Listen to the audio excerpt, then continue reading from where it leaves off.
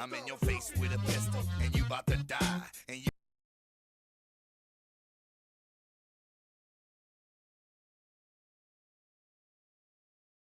I'm in your face with a pistol, and you about to die, and you gon' have a fucking bullet hole for an eye. I need the keys to your house, cause you ain't coming home. I pull the trigger and explode your dome, and then I ride off. Well, I don't really know if you been told. Full clip pops up, those semis was sipping on Remy's. Hold the fuck, yeah, and that ain't it, boss. I miss you and hold up your mama, then ride Bitch, off. you making me nauseous, plus I'm taking no losses. Tell them Converse and fuck Nike Air Forces, stolen Porsches, rolling Rolls Royces. But first I go swoop, sword off, and then I ride off. I put a hole in your head and then I ride off. Save the wasted breath on the bus. And if I can't talk, be that ass dead on the motherfucking sidewalk. Putting hot rocks in your brain and I ride off. Man, ain't nobody playing anymore. Just copped a new Jaguar and I drove it out the store. Bag full of gas, looking to line you out in chalk. Catch you on the corner, bust some fucking shots and ride off. I ride off into the night, busting shots in the air. Mean mugging, running pockets like I just don't care. Selling dimes, quarters, and bitches, straight up player. I ride off out this bitch in the atmosphere. Walking to the mall all cool and calm. Leather OJ gloves about to rob hoes blind. Snatch purse after purse till my hands is full. Hit the exit to the grip bar quick and then I ride off. When it's on and it's really on, get out the back of my window, letting that bitch go, me and my pistol. Just so motherfucking off the hook. Close your mouth about the game, I wrote the book, now ride Click, off. click, bang, go to get to the teller's face. Empty the drawers, then I blast everybody in the bank. Head to the next one, I can't get enough. Taking all this easy free ass money, then I ride It was off. a murder scene, a drug deal gone bad. There were bodies everywhere with guns still in hand, but I was still standing with all the lights lost. So I grabbed a double bag of the dope and ride I off. put a hole in your head and then I ride off. Save the wasted breath on the bus. And if I can't talk, be that ass dead on the motherfucking sidewalk. Putting hot rocks in your brain and I ride off. Players get smacked the fuck up and then jack for they black truck, and then I fucking run them over and back up. The rude boy said a bitch that don't suck dick should get a fucking bullet hole in her tit, and then he rode off. Ride out when he gotta get paid. Ride I rock, ride I roll, backseat my 12 gauge. When I bang, I bust, smoking angel dust. But first I knock the rust out your ass and then I ride off. I'ma roll my window down and point the barrel at your girlfriend's head and lead the both of y'all dead like plow. Splattering you and your bitch, and then I double back and get the witnesses, and then I ride When off. I be at the club, I always get me mugged by some little punk motherfucking wannabe thug. It happens all the time, so now I keep me a nine. Wait in the parking lot, commit my assault, and then I I ride put a off. hole in your head and then I ride off. Save the wasted breath on the bus. And if I can't talk, be that ass dead on the motherfucking sidewalk. Putting hot rocks in your brain and I ride off. I ride off into the night, busting shots in the air. Mean mugging, running pockets like I just don't care. Selling dimes, quarters, and bitches, straight up player. I ride off out this bitch in the atmosphere. Motherfucker, my name is Bullet. I ain't got no hollow point though, bitch. I'm smart. And know this much. We go to the east side of the Detroit city and ride off to the west. And then we go to the west side and ride off back to the east. We ride off back and forth. Bitch.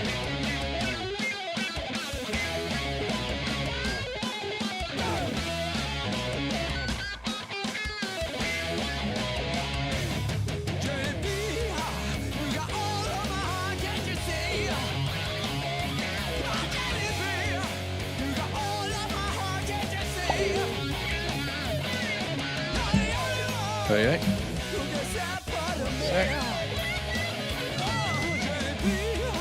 Second, sorry.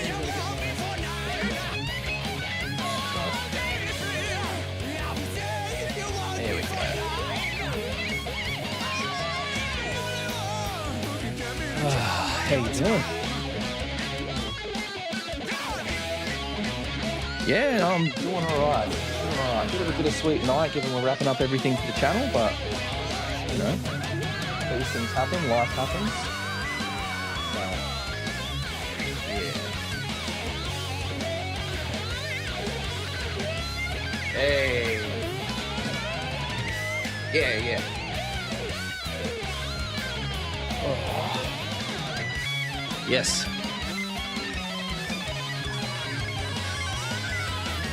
Good one.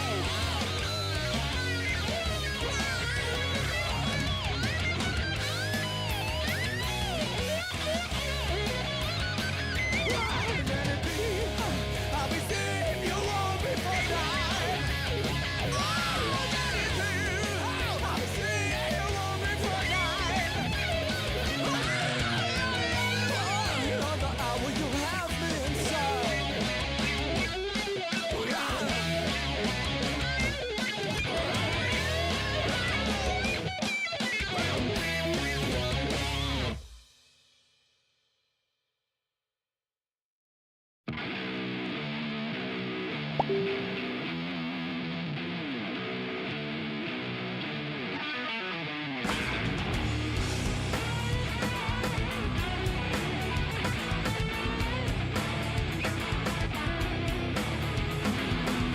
can't fool the fool, 'cause I know it in my head. I say, I just want the people to get some for their dead.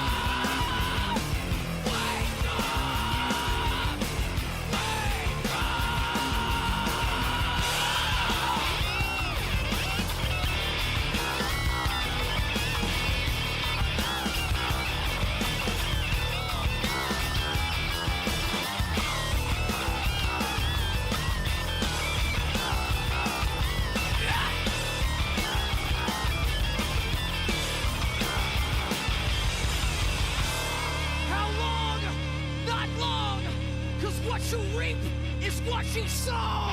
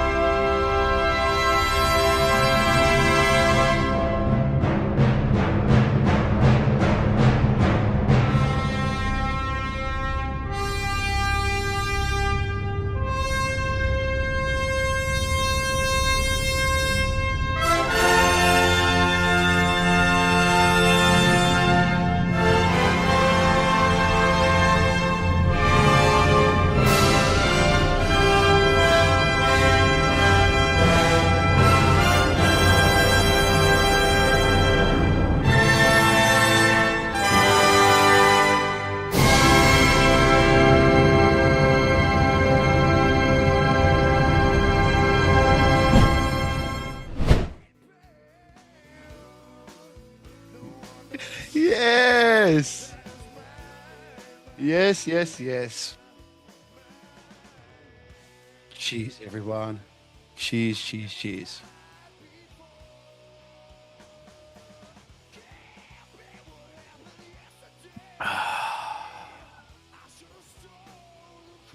What's going on, everybody?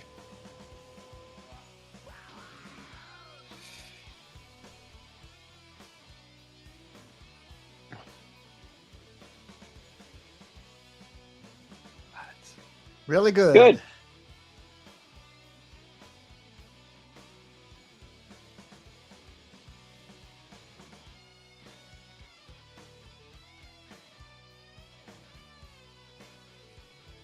Mm-hmm.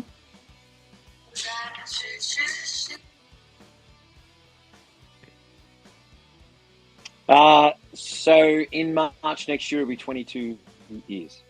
Jesus Christ. That is insane. I remember playing with his at the top pub at Penrith. There we go. Sorry, spinning the Yeah, thingy. all right. Thank you. Yeah. That That was like one of our first handful of shows that we probably did. Oh, Yeah. 22 years. Crazy Wow. times. Wow. So you would have started the band around about the time Saint Anger released. Yeah, it was a little bit after that. A little bit after. That's sort of like there was, yeah, a little bit after. So, Okay. well, March 2004 was our first. 5th of March exactly was our first Damage Inc. gig in 2004. Damn. There you go. Yeah. So it's been. It's crazy to think that the time since you started Damage Inc. is now about as long as the time between when Metallica started and when you started Damage Inc. Yeah. Like that's fucking. I'd say that. That's unreal, Yeah. man. Yeah. That is crazy. If only we had the same amount of fans and money that they had. With this Oh, if only, man. Like, yeah, it'd be. I think every band wishes for that. That's yeah. But yeah, still, man. you said packing out pubs and stuff, and I mean that's got to be a great feeling, just having that amount of support going around just for the tribute shows. Yeah, man. Yeah, it's like we sort of started playing to where there was like 4 or 5 people, as every band does, and then it's gotten bigger and more crazy to the point where we actually have a VIP package at each show where people come in beforehand and get different things, get to meet us, get to have look at our gear, and that's another thing that's blown us away, that people are actually interested in that stuff, from us, from our perspective, but it's very cool to get that opportunity to maybe inspire someone a little bit more with their musical endeavors. You know what I mean? Like it might help them. I've never actually held a flying V guitar, or I've never actually held one of these model guitars or played them, and you're like, well, here you go, man, put it on, play it, go for it. So it's very cool. It's very cool. Speaking of holding the band's instruments, mate, I saw some pretty cool photos. So for those again who maybe don't know, obviously Metallica recently toured Australia, and Metallica at the moment's been doing a 2-night thing. So in a lot of cities they do 2 nights. It's a 2-night package. You buy your ticket that gets you both nights, and you get different set list each night. When they toured Australia, they just did 1 night in each city. So the absolute legends in Damage Inc. were like, you know what? Fuck that. We're gonna do the other night. And you guys were going around. It was the night before, right? Yeah. So okay, obviously you don't want to be playing too many of the same songs. How did you guys kind of approach that to work out, like, all right, what songs are we going to play so that they're not likely to play the next night? It was brutal. It was brutal. We had like 40 something songs. I think it was about 48 songs on our overall set list. Yeah. That we needed to learn for November. So, because we were going to try and play different songs every night. Like if we were one night we're doing a fast song, for example, Dyer's Eve, we're like, okay, the next night needs to be another fast song around from that area. So Disposable Heroes. So we were just kept going, and then built this set list. We even jammed some songs that were that deep, like Ronnie. You know what I mean? Shit. Yes. From Load. It didn't work, and that was one of the ones that got cut. But we just had like this massive, gigantic set list that we just picked songs from. We were kind of lucky in that when Metallica did play, they played a pretty generic set list, which we were kind of banking on, and it just helped us even more because the songs that we were playing were even more far out. And so we had like Enter Sandman and one, and then sort of like after the first night or second night, we were like, let's get rid of those two as well, So I think the only song that we played absolutely every night that Metallica played would have been Master of Puppets. Okay. No, that's pretty cool though. And you guys got pretty good turnout at those shows, yeah? Yeah, very good. Like for some of them were on a Tuesday night, and these joints were packed. Like, it was just, and like so these venues were like, we've never been this busy on a Tuesday night before. So, yeah. That's hectic, man. And I mean, like, let me tell you, it really felt like, I mean, at least from my feed on social media, like it really felt like Australia was just like taken over by Metallica fever for the tour, right? Like, I mean, what last time they toured out here prior to that was Soundwave in 2013? Yeah, 2013, yeah. And then the last headline tour that they did on their own was 2010, I believe, off the back of Death Magnetic. So, a lot of people, if you want to look at, Soundwave, that was 12 years. If you want to go back to the 2010 tour, that's 15 years. There's a lot of people that are in their sort of late teens, early adulthood that would not have had the chance to go and see Metallica live before in Australia. So my feed was flooded with so many videos of people that were like, I can't believe I'm finally getting to see Metallica live. Oh my God, I've dreamed about this my whole life. You know, getting to, you know, my dad shared his love of Metallica with me when I was growing up, and I just became obsessed with the band, and now we got to finally see them together. And it just felt like for a moment, the metal scene kind of came together and was like united in you know, their love of, you know, what is realistically with Black Sabbath retiring, Metallica is kind of now the, you know, the patriarch, the kings of the thing. I know that you look at, there's some bands that yes have been, you know, that started before them that are still going, but you look at the fact now Metallica is now at the point that they are, that Black Sabbath was at when they did their farewell tour in, you know, sort of 10 years ago.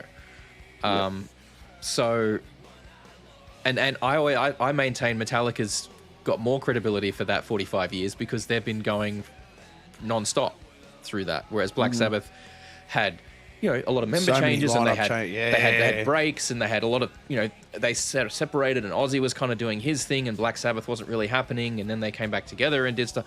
So Metallica has just been there. 2 new members, you know, and only reason why one of them got replaced was the accident. Yeah. So I feel like, I don't know. For me, I feel like that was, if that wasn't Metallica's last tour in Australia, I think the next one will be. Yeah, but they did say, well, Lars got asked this specific question, and he said to Rob in the meet and greet, he was like, have you, like, because they heard it on the news, somebody heard it on the news somewhere about that, this is Metallica's last tour of Australia. Mm-hmm. And then they brought it up to Lars and Rob said, have you heard that? And they're like, no. And they're like, we want to come back. Mm-hmm. So, okay. Yeah. I mean, if the Stones can keep doing it, man. I mean, to be fair, when you have a look at Metallica, they look pretty bloody good still. Do you know what I mean? Yeah. They're looking really fit still for their age. Like, they look like they probably got at least another 4 or 5 years worth of touring left in, and probably another 2 or 3 albums I reckon you'll get out of them. Yeah. Well, like the whole Stones thing is that, like, the Rolling Stones, like, I think Lars has said it before, they're not playing Battery and Blackened every night. Do you know what I mean? So, and you have to do your background work to perform some of those songs on stage. Like, Brad will tell you, like, he's a dripping mess after we've finished. Like, especially like we played set lists that go for 4 hours. Like, you've got to be in shape. You can't just sit there and be like, I can't do it anymore, man. I'm tired. Like, there's none of that. People have paid for a ticket, and like, you've got to be like on. You've got to have your fitness ready. If you're feeling sick, bad luck, you got to push through it. So yep. I think that's sort of the trade-off where a lot of people maybe, especially in the local music scene, are a bit iffy about tribute bands. Is that where a lot of local bands will get up there and do their half-hour set. Tribute bands don't have that luxury. They got to go out there and do an hour-plus set because the material's all there. Do you know what I mean? So I guess where people sort of get the shits at, you know, tribute bands doing so well and stuff like that. Well, let's have a look at the bigger picture here and go, they're playing 2 or 3 hour sets. Yeah. So, you know, like let's be real here. They're not walking in there doing 30 minutes of their own tracks. Okay, very good, but let's look at the big thing here. That was me when one of the first gigs that I did with Damage Inc. Like, I'm just coming off from the original scene, and it's just like, oh yeah, you know, you'd be lucky if you got a 45 minutes, you know, a slot on a show. And Clint hands me the set list, and it's just like, okay, yeah, so this show is going to go for about 2.5 hours, and I've fallen over. I'm just like, fucking what? But all of those years in the band, you know, you build up your stamina, you build up your endurance, and suddenly, like 2.5 hours, I'm like, fuck, is the show over already? I'm just getting warmed up. Let's fucking go. Oh no, it's happened. Yeah. That's it. You've got the full fitness. The turnaround. And you know, and like, it's not just, I mean, yeah, that's it. Like, it's the tribute bands, the cover bands, you know, like you get these bands that do like the new metal cover sets, and they're out there playing, like you say, a couple of hours worth of material, and you know, it's you got to, not only do you have to be able to play it, you have to be able to perform it for that, and nail it. And so you're not just like sitting in your room playing it, you're performing it. So you have to be much more physically active on stage. You've got to be engaging with the audience. You know, and yeah, that's gonna wreck you if you're not prepared for it. But it's the same with the touring bands that are out there. Like, yeah, Metallica goes out there and they're doing, you know, hour and a half or whatever each night with it. I do want to give a shout out though to Suicidal Tendencies and Evanescence, because they absolutely smashed it on those shows too. I'll be honest, when I missed Suicidal Tendencies tour a couple of years back, I was like, okay, I guess I'm not going to get a chance to see them. And then when Infectious Grooves toured, because they played like Blues Fest, I think it was, and so they did a bunch of shows around. I'm like, oh, see, Infectious Grooves, fuck yeah, I'll go and see them. And they actually had Ty with them, and so he came out at the end of the show and they did like a little mini set of Suicidal Tendencies songs. So I'm like, oh, okay, that's pretty cool. Like, I can sort of cross Suicidal off the list, right? And then when I saw they were supporting Metallica, I'm like, oh, fuck, even better. Like, get to go out, get to check them out. And I'll tell you what, I will not stand for the disrespect that Suicidal got shown by some of the fans. Like, I saw some absolute dog shit takes online from some people about Suicidal Tendencies. Like, oh, why is Suicidal Tendencies on this tour? What have they done? What have they done? I'm like, you don't know shit. If you don't know what Suicidal Tendencies has done and the legacy that band has left, you don't know shit. I'm sorry. And, you know, Warriors. Oh, absolutely. And they, you know, like, it's obvious that they are stoked to have Ty on board and that they really, you know, appreciate his talent and him being able to play just as well, if not better, than what his father can do. And because that's fucking challenging material to play, especially if you're doing the Rob version of the songs, you know? And like, yeah, they're out there still giving it their all, doing everything they can, having a great time with it. And you know that Rob's going to be got to be happy seeing his son doing so well and getting taken care of by his mates and everything. And yeah, of course, like Evanescence, I'd never seen them live before. I knew they were good, but I knew they were going to be good, but I'd never seen them live before either. And holy shit, just like blew me away. I had high expectations and I was still impressed from Evanescence. Like, I feel like... Isn't it weird all that nostalgia like really coming back in a big way? Big shout out Mr. Shan. Mr. Shan killed it. And... ST killed it in Brizzy. They absolutely did, man. Yeah. They absolutely did. And like when, you know, and being, you know, obviously up here, you know, we didn't have daylight savings time, so it was kind of getting dark when Evanescence were playing, which meant when they played like My Immortal, the whole fucking stadium's got their phones out, their torches out on their phones, and, you know, 65,000 mobile phone torches is actually really bright. And it like filled up the stadium and it was like a beautiful sight. And, you know, obviously like getting to see Metallica again after so long was just incredible. Like last time I saw them was the 2010 tour. So, you know, seeing my favorite band again after so long was just amazing.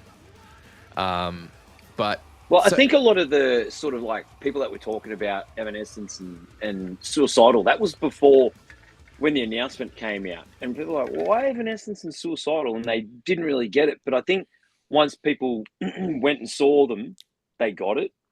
Like Evanescence, Amy Lee is still pitch perfect. Like singing that song, My Immortal, on the piano she did, like everyone got it. I think everyone went, okay, I get it now. And then they went into Bring Me to Life, and they did a breakdown in the middle of it where the guy does the rapping part over, and went into like a breakdown part there. I'm not sure if you remember it or not, but it was just like I remember thinking, oh, how are they going to do this part? And then they went into like this breakdown part, like did it, and it was just, I was like, okay, these people need to appreciate that it isn't really Metallica or thrash metal that's playing before them, but they're good musicians, and they're good at what they do, and their songs are amazing, and that's where everyone just needs to go, okay, well, that's why Metallica have brought them out. To experience Amy Lee doing what she does, like man, like the emotion that she spills when she sings those songs. That for me, if I see someone singing their heart out, I'll go, yeah, you've got my vote. I was brought to tears multiple times during Evanescence's set. No lie. Like I was fucking just the emotion of the whole moment was incredible. And when you've got like a stadium full of people singing along to it as well, it's unreal. And you know, and people that are musicians, you know, or have been musicians understand it. Like they get that feeling. you know, especially when some of their tunes are so haunting, just in the tonality of their songs as well. That just adds to the experience. Absolutely. Yeah. And seeing, like, obviously some of the Metallica songs, like, you know, when they break out like Nothing Else Matters, or some of the, you know, something like Fade to Black, that's very, you know, very, very emotional. You get the same thing there. I actually, fun story, I went to see Apocalyptica back in, I think, 2019, was it, when they toured at Sydney Opera House. And, you know, they kind of said, look, obviously we don't have a singer, but if you guys want to sing along to the songs, feel free. Like, we like that. And when they played Nothing Else Matters, and the whole of the Opera House theater was singing along to it, it was like, I consider myself an atheist, but that moment was probably the closest I would have come to God in my whole life, man. It really was. It really was. Like, it was, you know, so many people just in the same vibe, in the moment, all connecting over the love of something that is so special. And, you know, we saw it when, you know, Black Sabbath when Ozzy Osbourne did their final ever shows this year, and just the way everyone came together for that was unreal. I don't know if you guys watched the live stream that went out for that. Yep. But that just felt, you know, everyone doing, all the amazing bands on the lineup doing their, you know, incredible renditions of Black Sabbath songs, and then the final moments of Ozzy's career, and you could see Ozzy trying to, like, get out of his chair and everything, and you're just like, it reminded me, this year reminded me a lot of what it is about the music that is, you know, at the core of it, what it is that I love about it, you know? Awesome. And I think a lot of people kind of land the same way. But so I want to ask a little bit, because I saw some photos of you, Clint, up on Hang stage. on, where were they from? Wait. Up on the stage and everything at the thing. Yep. So, like, tell us a little bit about how that came about, whatever you can tell us of it, and what your actual experience was.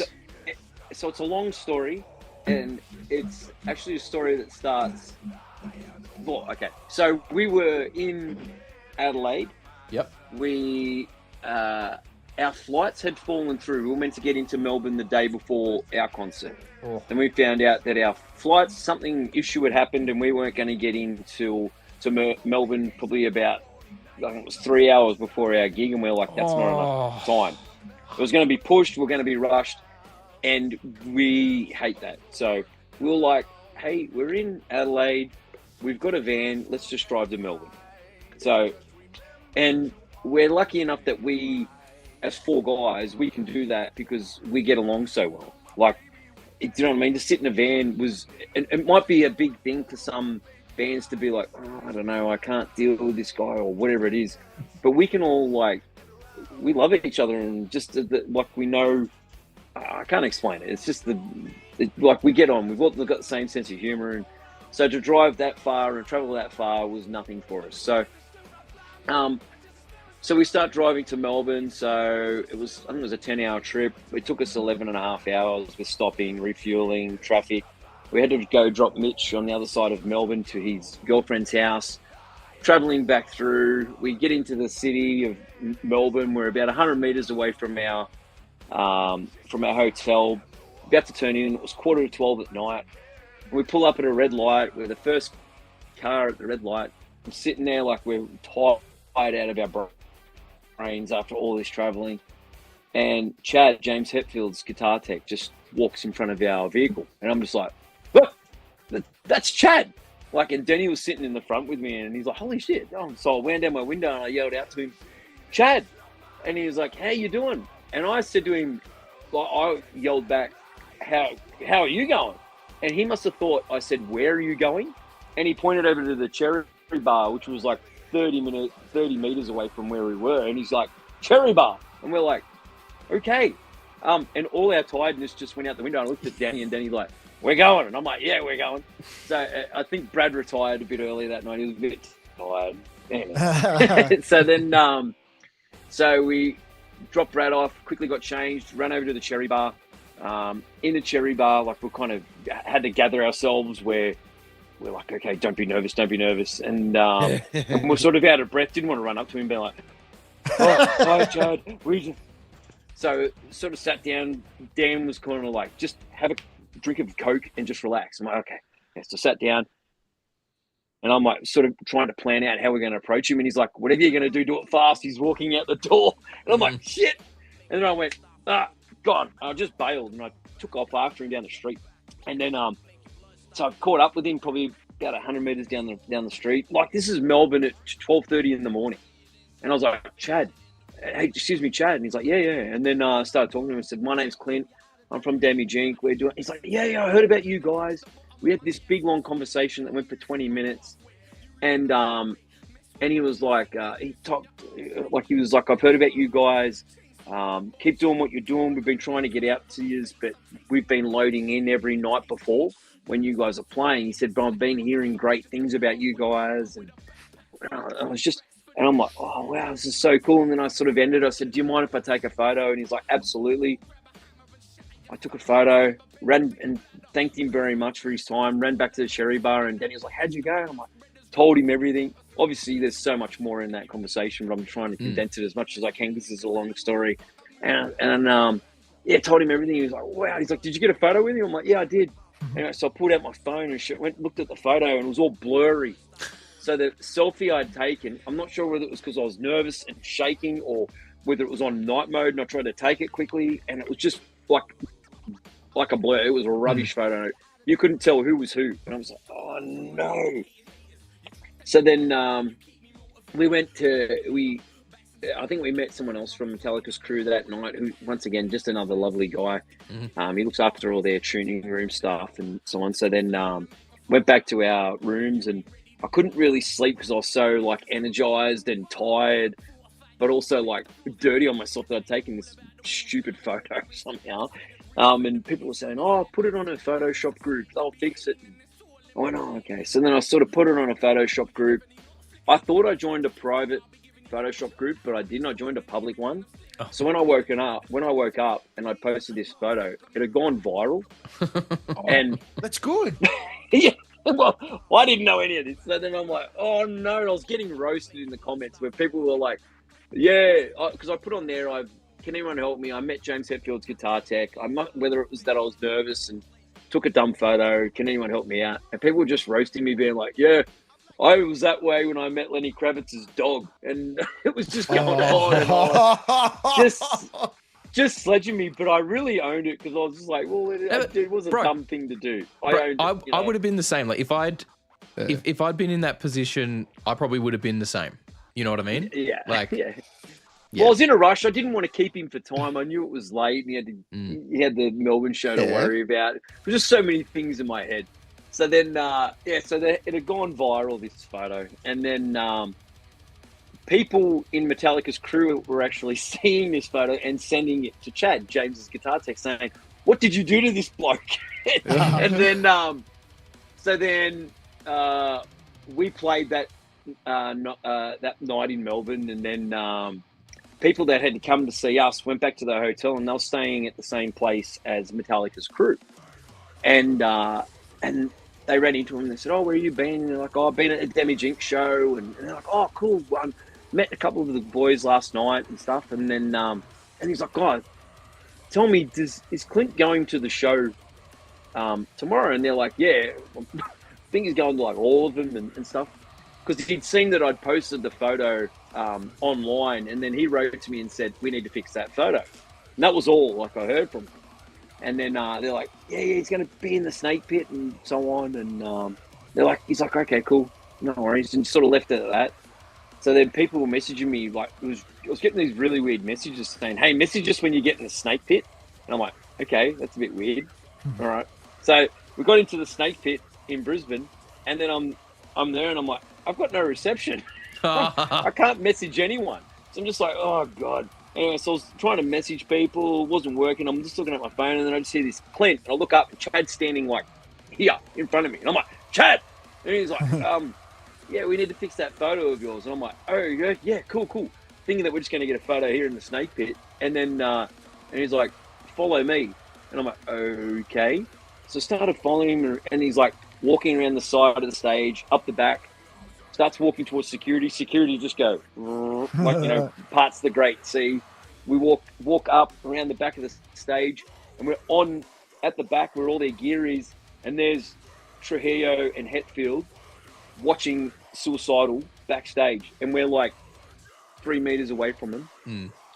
He motions us over to Hetfield's gear, and then he's like, all right, you've got me.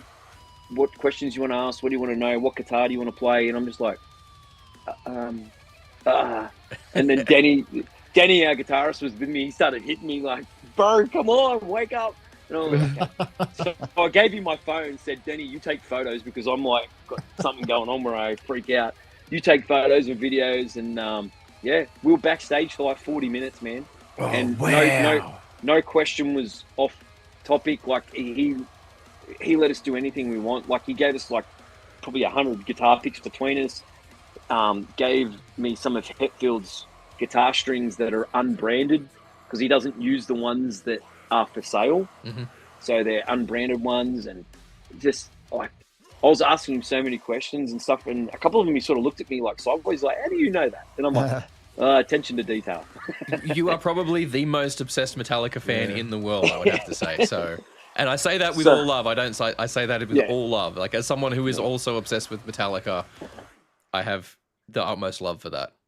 Yeah. So, well, that's kind of that story summarized, because it's a long story. But just the thing we took away from it was that how nice everyone was there, and how accommodating and understanding of that, how much we love these guys, and they understand that, and they gave us that time. And I'll never forget it. And like while we're backstage, we're running into Suicidal's crew who we'd met throughout the tour, and they're like, you guys are everywhere. Like we were like cockroaches, you know what I mean? Like that didn't go away. And then the guy that we'd met, a part of Metallica's crew from like a week before, came walking up backstage, and he's like, it's these guys again, Clint and Denny, and you remembered our names from a week ago. Wow. Like a small 15-minute meeting. He remembered our names, and it was we're just like blown away. Just how did, like, these guys must meet however many people, still take the time to remember our names and give us as much access as they can and help us out as much as they can. And it was, I'll never forget it. That's incredible, dude. I'm so. And did you get to meet like any of the guys at Metallica at all? So I met Rob, met Lars in the meet and greet. Okay. So when I was backstage there, I was holding Hetfield's guitar, and he walked past me within arm's reach. And I'm in that time, like the time he walked past me was probably 10 seconds. And in that time, I was like, do I say something to him? What do I do? Do I grab him? Is this going to be rude to Chad because he's invited me back? Am I gonna do the wrong thing and annoy someone? And so I just was holding his OGV, and I just nodded at him, and he nodded back. And I was thinking about it now, it's the right thing to do, because I was in their space, and Chad James' guitar tech was, you know what I mean? Like I didn't want to push my luck. No, you know what I mean? Absolutely. That's it. I feel like in that moment, if Chad had felt it was appropriate to be like, hey James, he probably would have said something. So I get 100%. I think you made the right decision there. I think so too. But all these things went through my head in the space of. But it was probably even shorter. Respect to you. 7 seconds as he walked past. Respect to you for making the right decision too, because it would and have having been that self-control. I don't think I would have had that self-control. I'll be honest with you. So I don't know how. Yeah, pretty much. Yeah. I mean, look, I was just stoked with the Black Box Lounge and getting to go down in there and seeing all the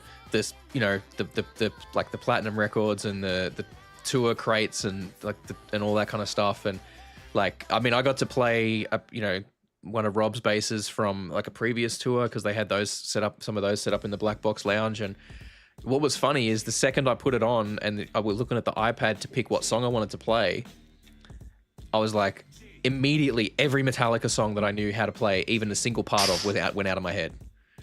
I'm just stood there and I'm like, what fucking songs do I know how to play? What songs can I play? Oh my God, I don't know how to play anything. You know nothing. And I was just like, all right, fuck it. Just Four Horsemen. There we go. I can kind of muddle my way through most of that. Except the long instrumental section in the middle. I used to be, I almost, a long time ago, I almost had that whole bit down, but I stopped practicing it. So yeah. It's Sweet Home Alabama, man. So you should be right. At least you didn't do Smoke on the Water. But I mean, yeah, it was. Or throw down a Tism. That's always a favorite. But like, I mean, in addition to doing that, which must have been insanely cool to be like touring around, sort of in the same, doing the same cities as Metallica like that, doing the sort of precursor. I'm sure a lot of fans were going because they're just just as obsessed and they just can't get enough Metallica and they're just hyped and want to get as much as they can in there. Yep. But like, you guys have done a fair bit this year as well. On top of that, right? Like, you guys have been. Or is this... Because I'm sure... I can't remember if it was earlier this year or late last year, but I'm sure I saw a lot of stuff from you guys. Yeah, we sort of... Yeah, it was probably the back end of last year and start of this year. We had another tour that we did. I can't remember now. It's just that 3 weeks, like, it's sort of just blown my head off where I can't remember anything anymore. But, last year in 2024 in August, we played our 20th anniversary show. We played in and around. So we had our stage in the middle, like Metallica do, and the whole crowd around us. That was just another thing that we've ticked off. You know what I mean? So we try and take what Metallica does and just, make it a bit smaller and try and do it ourselves. We've got string quartet show, right? Yeah, that was in 2019 or 2020 that we did that.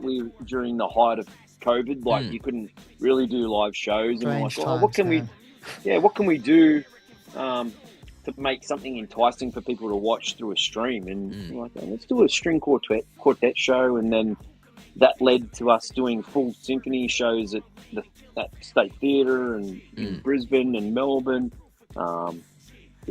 It's never ending. There's so many things that Metallica do that we try and take and put our spin on them and put like an Australian twist to them.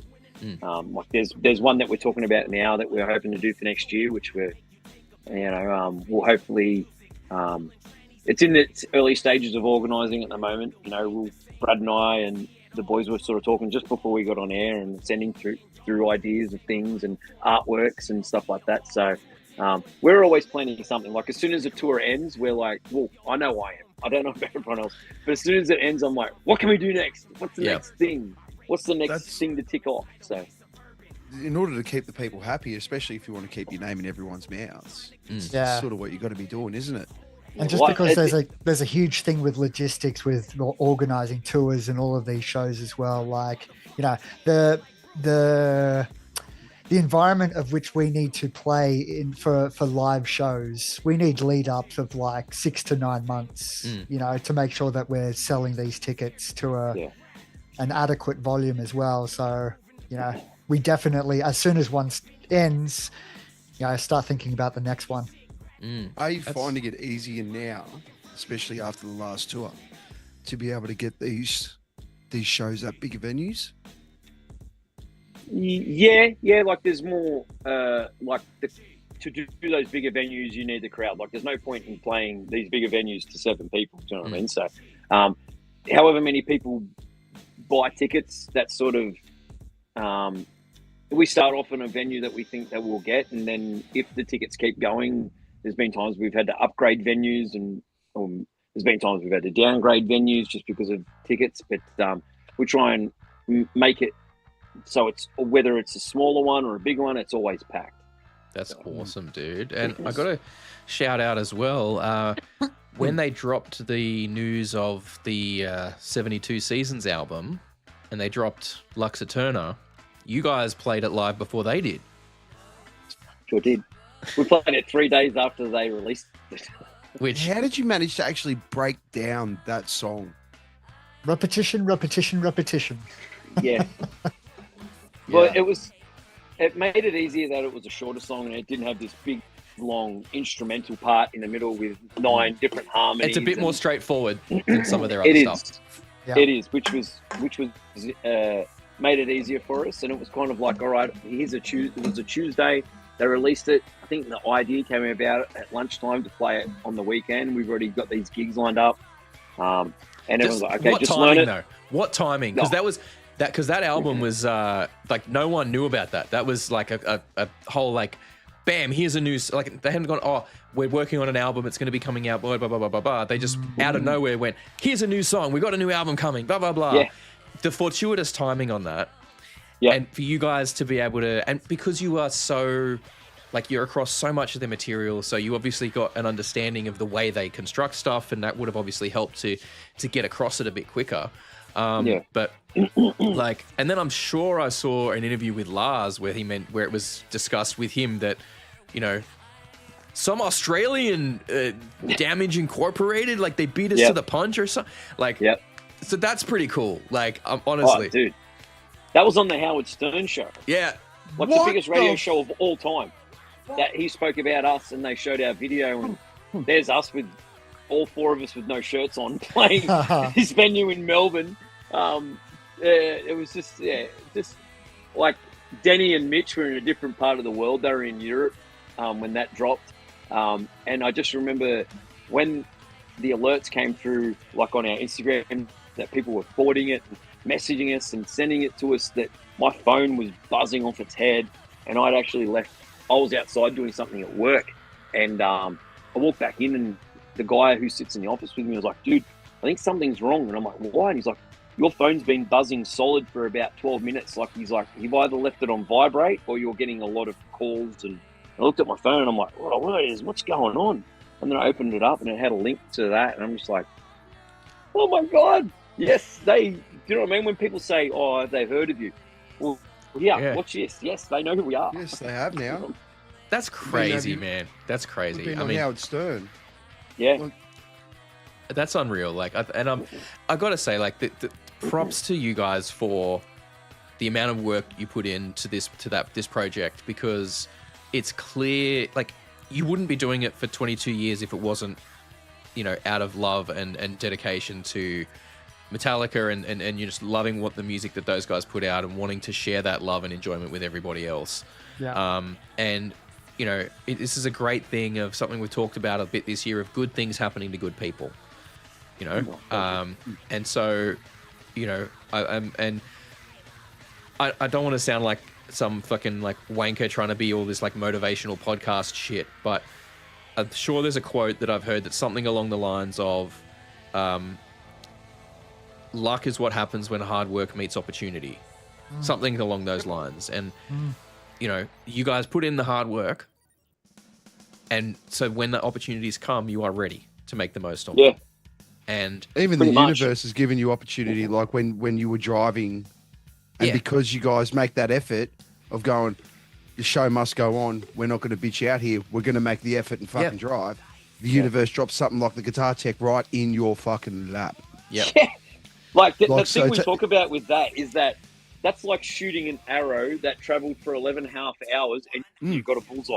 Yeah. Imagine if you had caught the plane and the plane didn't. Yeah. Exactly. None of that would have happened. That's right. Imagine if I didn't take that stupid photo. Imagine all these things. Exactly. Imagine if you, look, even the mistake that you joined the public group and not the private one. Yeah. Like and the universe, man. The best part about all of this stuff that, you know, we're lucky to do is that everyone puts in the same amount of effort in the band, and we get to experience this as four friends. And like, we don't, like, sometimes we'll just organise just to hang out, like go get food and talk.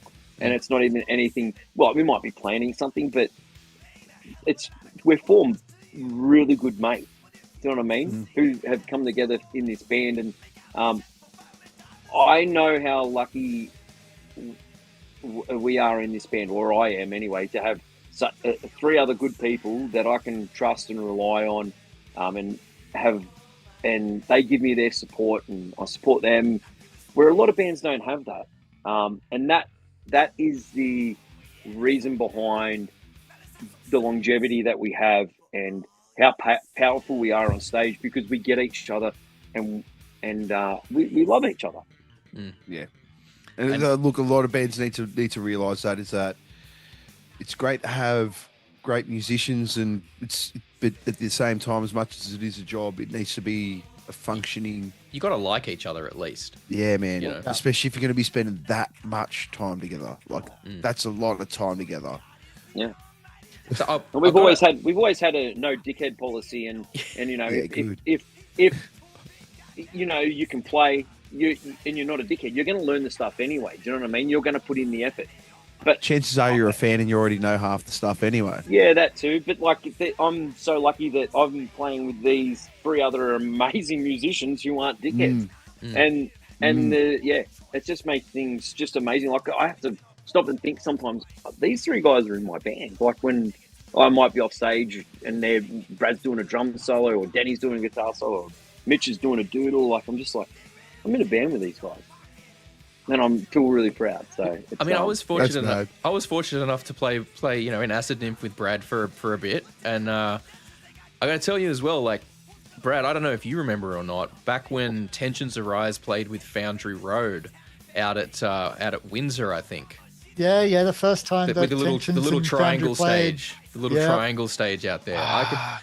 I can remember playing in that corner. I can remember seeing you guys play that night in Foundry Road, and I just remember thinking to myself at the time, "Fuck, that drummer is mental." Aww. I really hope I can play in a project with him. And I'm so glad I got the opportunity to do that with Acid Nymph as well. And we had a really fucking cool time in that band. There was a lot of good moments. We did. Now, Clint, look, I am conscious of the fact that you may have to duck off soon, but before you look at having to take off, I do want to ask, what is... Sorry, I've got about 10 minutes. What is your favorite Metallica song to listen to? What is your favorite Metallica song to play if it's different? And is there a dark horse Metallica song that you sort of really love that is one of their lesser known or less popular ones?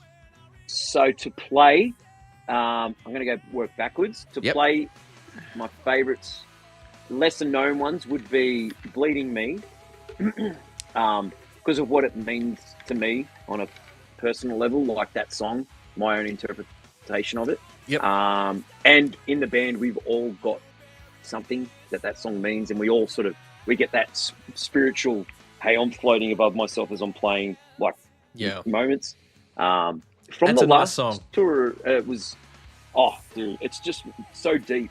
Halo on Fire, this last tour, man, it was just amazing. Absolutely amazing. Like, I knew it was going to be a great live song, but then to play it, we went, okay, that's another level, that song. We're going to put that's going to stay like our song, like that we're going to play for a long time. Because that's got a nice big melodic instrumental section towards the end, doesn't it?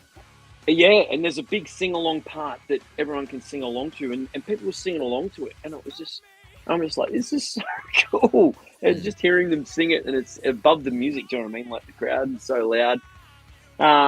My favourite song to play live, like I love doing anything that will get the crowd singing. So when you get the feedback, you know what I mean? You're Master of Puppets, Enter Sandman, Nothing Else Matters, Memory Remains, anything that gets the crowd involved, I love. But probably my most favourite song to play would be Master of Puppets, just because it's got everything in it. It's got the heavy, fast, it's got the slow picking, it's got the harmony, and then it builds back up again. It's got everything in it. Like if someone was to say to me, show me a Metallica song, that's the song I'd show them. Okay. To be fair, I reckon that's what got me on Metallica. Yeah. That whole album. And is there any... For me, front to back. Is there any Metallica songs that you haven't been able to get your head around yet? Your head and your hands playing wise? And I won't say like you've failed at learning, because you're always going to continue to try it and stuff like that. But is there any that you've tried and you just haven't been able to get quite across yet? It was probably Ronnie. And it was just, I don't know. It just, I can't really explain what it was. And when we were playing, it was just like, it just didn't sit right. And then it was boring. But the other thing is, I don't like the song Invisible Kid. I know the boys in the band know that. I can't stand that song. The music in it is great, but the lyrics, it sound like a child. Sounds like a child wrote them. Yeah. No, that's fair. So. That's fair. Look, I'm a big Saint Anger apologist, and I am not a huge fan of Invisible Kid. But I'm the same. I think there's, I think Kill 'Em All is pretty solid. Like, I either love or like every song on that one. Master of Puppets is just bangers start to finish. Ride the Lightning though, Escape and Trapped Under Ice. I can't. I just can't get on board with those ones. Every time they come on the playlist, I skip them. And I just, something about them, I'm like, I just don't gel with them. The rest of that album is like 10 out of 10. Yeah. But those two particular songs, I'm just like, I'm just not vibing them, But yeah, no, like that's pretty cool. I mean, I think, you know what? I think at one point when you guys were looking for a bass player, I actually was like, should I? But I just, you know what? I was like, no, I don't think I'll be able to get my head and my hands around some of the stuff to the level that would be required of me. So I don't want to waste their time.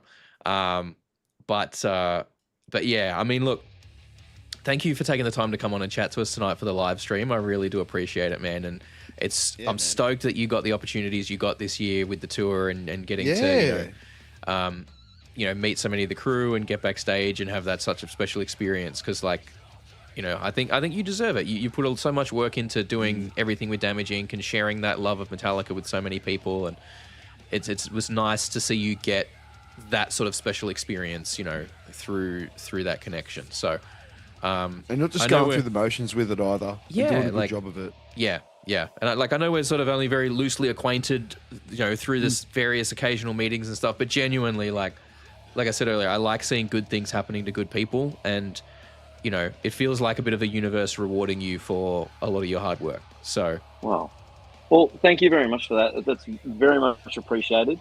And if anything, I have not taken any of it lightly where I think I deserve it. Like, I am blown away and still laying in bed some nights thinking, like, even just to be in this band, you know what I mean? Let alone other things that I've done that have related to Metallica. Yeah. I'm just like, my life right now, I think I summed it up. Well, if I was to see my younger self, I'd be like, you're going to do what you want to do. Just keep going. It's going to be, everything's going to be okay. And to see my younger self saw where I'm at now, whether family, friends, life, all that, I'd be like, okay, if I just got to stay doing what I'm doing to achieve that. That I'm so happy with who I am and who my friends are. It's a really cool go back to your inner child. You could go back to your childhood and pat them on the back and go, good job. Yeah. This is all going to work out. Yeah, exactly.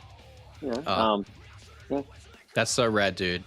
That's so rad. That's awesome. Yeah, it means a lot. Thanks very much for that. And the other thing is, like I've said before, like, to experience all this with 3 other dudes, like, there was a moment where we were all in the Snake Pit together in Adelaide, and we all got to experience the same thing together, and it just meant so much. Like, that we were all together and all able to experience it. And there's, if there's any time there's anything Metallica, I try and jump on board and with it, and we fly the Australian flag version of whatever they're doing, and I know the boys are going to support me, and I love them for it. So that's so rad, dude. Well, look, thank you for taking the time to join us on the live stream tonight. We'll let you get to the rest of your evening, but look, thank you so much, man. Really appreciate it. Next time you guys are up my way, I've definitely got to get out to a show, because it's been a hot minute since I've caught you guys live. But thank you. We'll let you jump off. No worries, guys. All good. Thank you for having me. Congrats on what you guys have done. It's been great. Thank you. Yeah, thanks for having us on your last podcast. No, thank you. Yeah. Hopefully, Amazing. whatever you guys do from here out is high quality as this is. So fingers crossed. We'll see. Let's We'll see. see. Yeah, Trying to work it out. anytime you need anything, let us know. We'll be there. Amazing. Thank you so much, dude. We'll let you jump off Cheers, there now. guys. For Thanks, everyone bud. watching, we're going to keep going. We're going to keep this train rolling, because the party train don't stop. No. Party train don't stop. Big Kenny. But big cheers to everyone in the chat. How's Big everybody cheers. doing? I We got to got give a shout Sam, out to some of Smelly these chat Poopies. message. Yep, Smelly Poopies in the chat with a whoop whoop. Yeah. Sam in the chat. Spinny How you Mathingy. going, Thank you so Sam? much, everybody. Love to see you guys in the chat. Ah, Mr. Brad. Yo, Yeah, dude. El Rattles. What else has been cooking for you? I'm just looking forward to the Christmas break, I tell you. My day job has been kicking my ass. Oh Yeah. man. Yeah. It's sort of rock and roll, you know? Yeah, well, that's the how do you balance that? You be like, your boss is like, you need to do this. Like, I played a fucking room full of people. You can't tell me what to do, you son of a bitch. Yeah, I'm a rock star, bitch. Fuck you. And I tell you, like coming off tour and then going back to the office, just like I'm just this desk jockey now. I was a rock star last week. Yeah. Yeah. Saw me last week, Dave. Hey, and remember, kids, that is reality for most musicians. That is Hey. the reality for most musicians. So Ain't if that you're true? thinking you're going to jump in the game and get real famous and not have to have a day job, Quick. Yeah, you better get ready for a fucking reality check. Right. But yeah, man, no, it's good to see you. You look well. Thanks, dude. Yeah, I've as like you, I've been trying to work on the body a little bit. I've somewhat upped my discipline this year and have gone to the gym multiple times in a week. So Oh shit. that's an improvement. I mean, I'm kind of getting there. Like, I'm still heavier than I have been for most of my adult life, but it's coming down, thankfully. Small and progress is still progress. I'm feeling That's a it. bit Oh, better wait. too. I'm feeling a bit better. Like just being much more active more frequently has made a big difference. You know. Yeah. Like, Yeah. I mean, and, it's not going to be much to flex on them or anything, but, give it the Hey. old, yeah, baby. See those do fucking that. lats, those fucking wings, do baby. Let's go. But no, it's been good, and trying to just, change my approach to it. And I think genuinely, like this week, I'm taking a little bit of a break because my knees have been a bit fucked up. But, Right. up until this week, from sort of, up until this week, it's basically been 2 months of being at the gym in some capacity at least 5 days every week, Wow. which is crazy. Like, Wow. I've never, That's That is insane. discipline. never, and it's not like hardcore workout. It's just going and doing at least Right. something. I'm trying Doing to get something. I'm trying to get my mind around like going and just like going regularly and doing nothing crazy, just going and moving my joints and getting a bit more active with it. Yeah. And it really has shifted the way I feel about the gym as well. Like my sleep's generally been better. I'm not needing energy drinks anymore. Right. Yep. Because I used to be on them like every single day, man. I'd have like a big one every fucking day, and it's like my coffee and whatever. But I haven't, like, I think in the last couple of months I've had maybe 3 in the last two and a bit months. And even then I had them and I felt kind of gross afterwards, so it's less incentive to have them. Yeah. Right. But I'm finding that, because I'm getting better sleep, I'm not needing as much sleep, so I'm often waking up earlier. That's it. So if I wake up early, I'm like, well, fuck, may as well go to the gym. And so then I'm going to the fucking gym at like, 5 o'clock in the fucking morning. Yeah. And I'm like, what the fuck is wrong with me? Like, what? Surf the gym rat. It's all Bro, good things. It's all good things. I just, and yeah, I know it's good, but it's like, it's such a weird thing, like I'd always been My the kind of, unfortunate thing is I have to be up at 4:30 and then go to work. yeah, exactly. Like for me, being a desk jockey and my whole life, I'm like, I have to get up early enough as it is. I'm not getting up at 4:30 to go to the fucking gym. But now I'm like, well, it's 4:30 and I'm already awake, so I may as well. Well, I'll just call out Beer Buddy there. Get up at 3:30. What's your Yeah, that's excuse? Nah. My name ain't David Goggins. Yeah. You want to feel bad about yourself? You just watch that guy. Yeah. But yeah, I mean, look, honestly, this kick is kind of started because I've got a trip coming up to the UK next year, and Right. because of how fucking grossly expensive the flights are, Oh yeah. I can only afford regular economy. I couldn't even go premium economy because regular economy is still like $2,000. Like, Right. it's like $2,000 each way almost. So to get premium economy, they want an extra $3,000 in each direction, and I'm like, I'm not fucking What? paying that. 3K? Holy crap! Wow. $2,000 or £3,000? Dollars, but like, Oh right. But it's so crazy. I'm like, £1,500 the money they want for it, I'm like, I can't tack that on for a So little bit of leg space. I have to I have to squeeze myself. I'm like, right, I have to be able to squeeze myself into a regular economy seat, So I need to be, and plus, like, I'm approaching 40. I've been overweight, potentially obese for most of my adult life.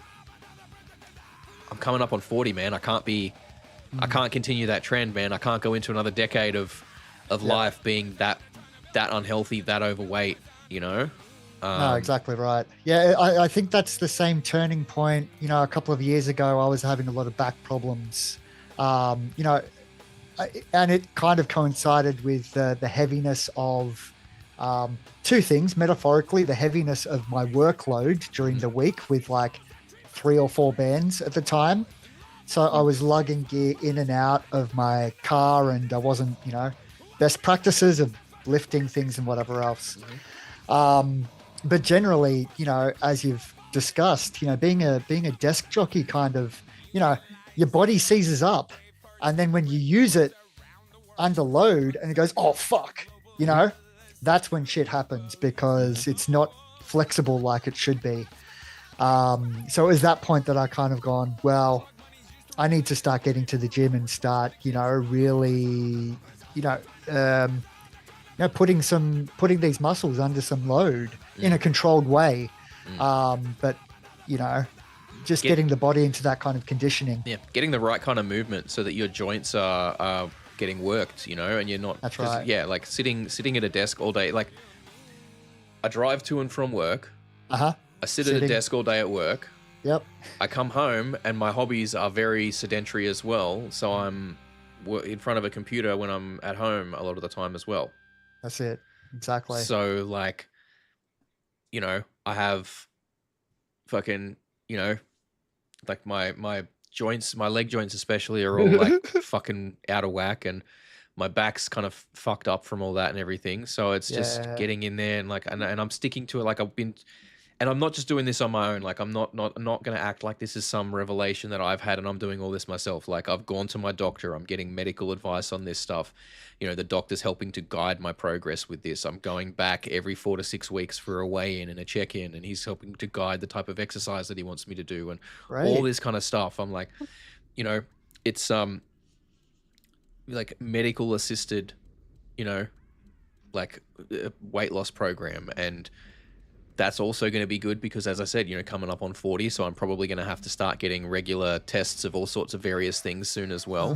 Thumb in the bum. Yeah, probably. That's I know that's in the future. I know it's coming. Yeah, man. It's not too far away. But like that and all sorts of blood tests and stuff to make sure various hormone levels are right and everything. And I know that's coming. So like, if I've got these regular appointments happening with the doctor for my weight, it kind of makes those a bit easier anyway because I'm going regardless. So...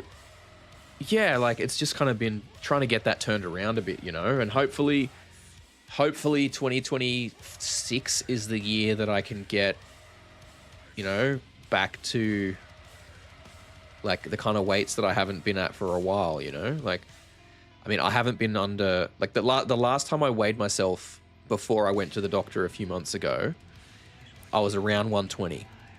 When I went to the doctor in October, I was at 133 kilos. Whoa, what? Whoa. I was at 133 kilos. And I knew I'd gotten worse, but I just hadn't weighed myself in like 3 years. Right. And because it's such a slow creeping weight loss, you don't notice... I didn't notice how I was just gradually, slowly feeling worse all the time. And I was talking to someone the other day, I'm like, I feel... like I'm still, my last weigh-in, I was 125 kilos. So I'm still heavier than I have been for most of my life. Right. But I feel so much better now. And that's partly because I'm just more active in general. And I'm eating better in general. But right. I'm like, I think it's also a recency bias thing because I was getting worse so slowly that I didn't notice I was getting worse and I was feeling worse. Whereas the change from that to feeling so much better now... yeah. just is so much more noticeable. And I don't know if you felt the same thing with what you've been doing. Oh, look, and I think what you could be explaining here is, you're slowly going through a body recomposition as well. Like you're losing fat, but you're replacing that with muscle. You are actually heavier than you used to be, but your body composition is more muscle. That it's less fat. than it was before. And just keep going with that, man. You're eating better as well. And so yeah, and also like the thing is too, that carrying such a heavy frame, I'm well aware that from carrying such a heavy frame for so many years, I've got like there's a bit of muscle stacked on here. I'm well aware of that. Yeah. My current goal is, and I'm not just looking at goals in terms of the numbers on the scale, right? Like that's part of it. But, my current goal is right. I want to get to 110 kilos by the time of my 40th comes around. So that's June, right? So I want to be down to 110 kilos by then. The doc reckons I can get, if I stick to it, I can get down to 100. And I'm like, mate, if you can get me down to 100 by the time my 40th birthday rolls around, I'll be laughing because I haven't been 100 kilos. The last time I know I was 100 kilos was 15 years ago. Right. This is what I mean. Like when I say I've been overweight, I fucking mean it. Like I've been living that fat boy life. But yeah. So look, yeah. As long as you keep putting in the effort, exactly. But it's gonna go nothing but down. And just good habits all the time. I mean, I'll be honest, I'm really hoping, like I'm looking at, with the channel wrapping up, I'm looking at taking a bit of a social media break. Because I don't have any like bands that are out there actively doing stuff that I need to be pushing or sharing out there. I don't have we won't have the YouTube channel anymore. So I'm like, you know what? I want to just shut off for a bit. Try and fix my brain up from being chronically online for so long.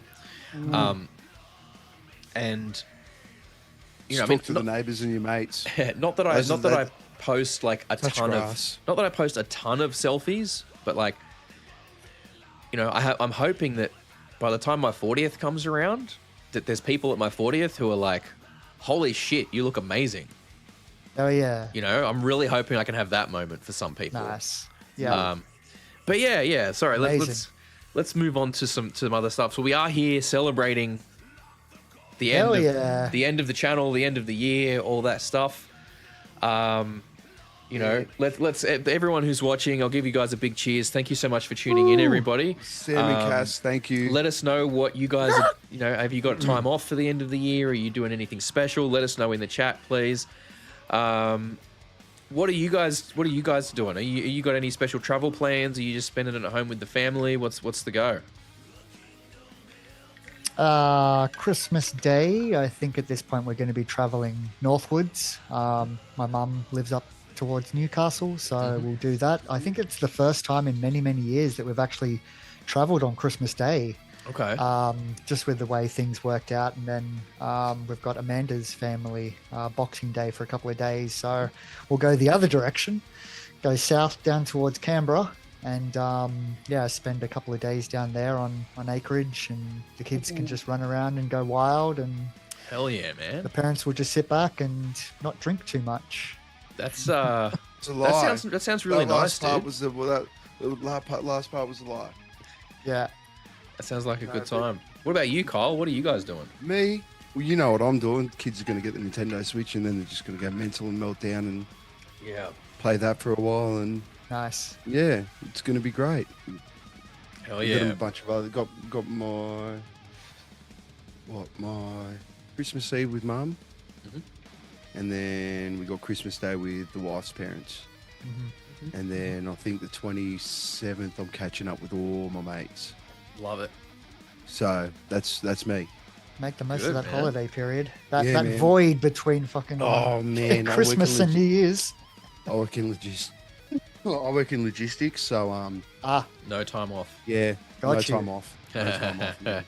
Just the public holidays and my new studio computer is on the way. Hey. I made the mistake. You got in just before the new RAM hikes. Well, yeah, got in just before the RAM hikes, thankfully. I literally put the order in, and then about 3 days later, good old Dan Gibbo was messaging me going, "Are you seeing this shit?" And I was actually genuinely worried that Aftershock was going to come back to me and be like, "Hey, look, I know you've paid and we've given you this price, but but thankfully they were really chill about it. So shout out to Aftershock." And I've heard some good things. Yep. Well, yeah, I mean, the fact that they actually had like studio audio production PC builds as an option on their website was really cool. Okay. Like, you know, a lot of places you look, they really only do gaming PCs or office PCs, right? So it's like very limited, like micro PC setups, or it's you know, huge RGB, everything's fucking flashing lights, everything's this. No, you want the sleeper. But Aftershock was like, yep, we do these audio production ones. It's a, you know, the box doesn't have all this fucking glass in it. You know, it's just a plain black box. You know, it's designed to run as silently as possible. You know, you can do some you can buy a stock one, or you can do this one with some modifications on and everything. And you know, but I didn't realize when I put the order in, and they have a 15-day turnaround from order to shipping. And I put the order in on like the first fucking Monday of December. So I was like, oh, fuck that timing. And it got picked up by the courier on Friday. Now,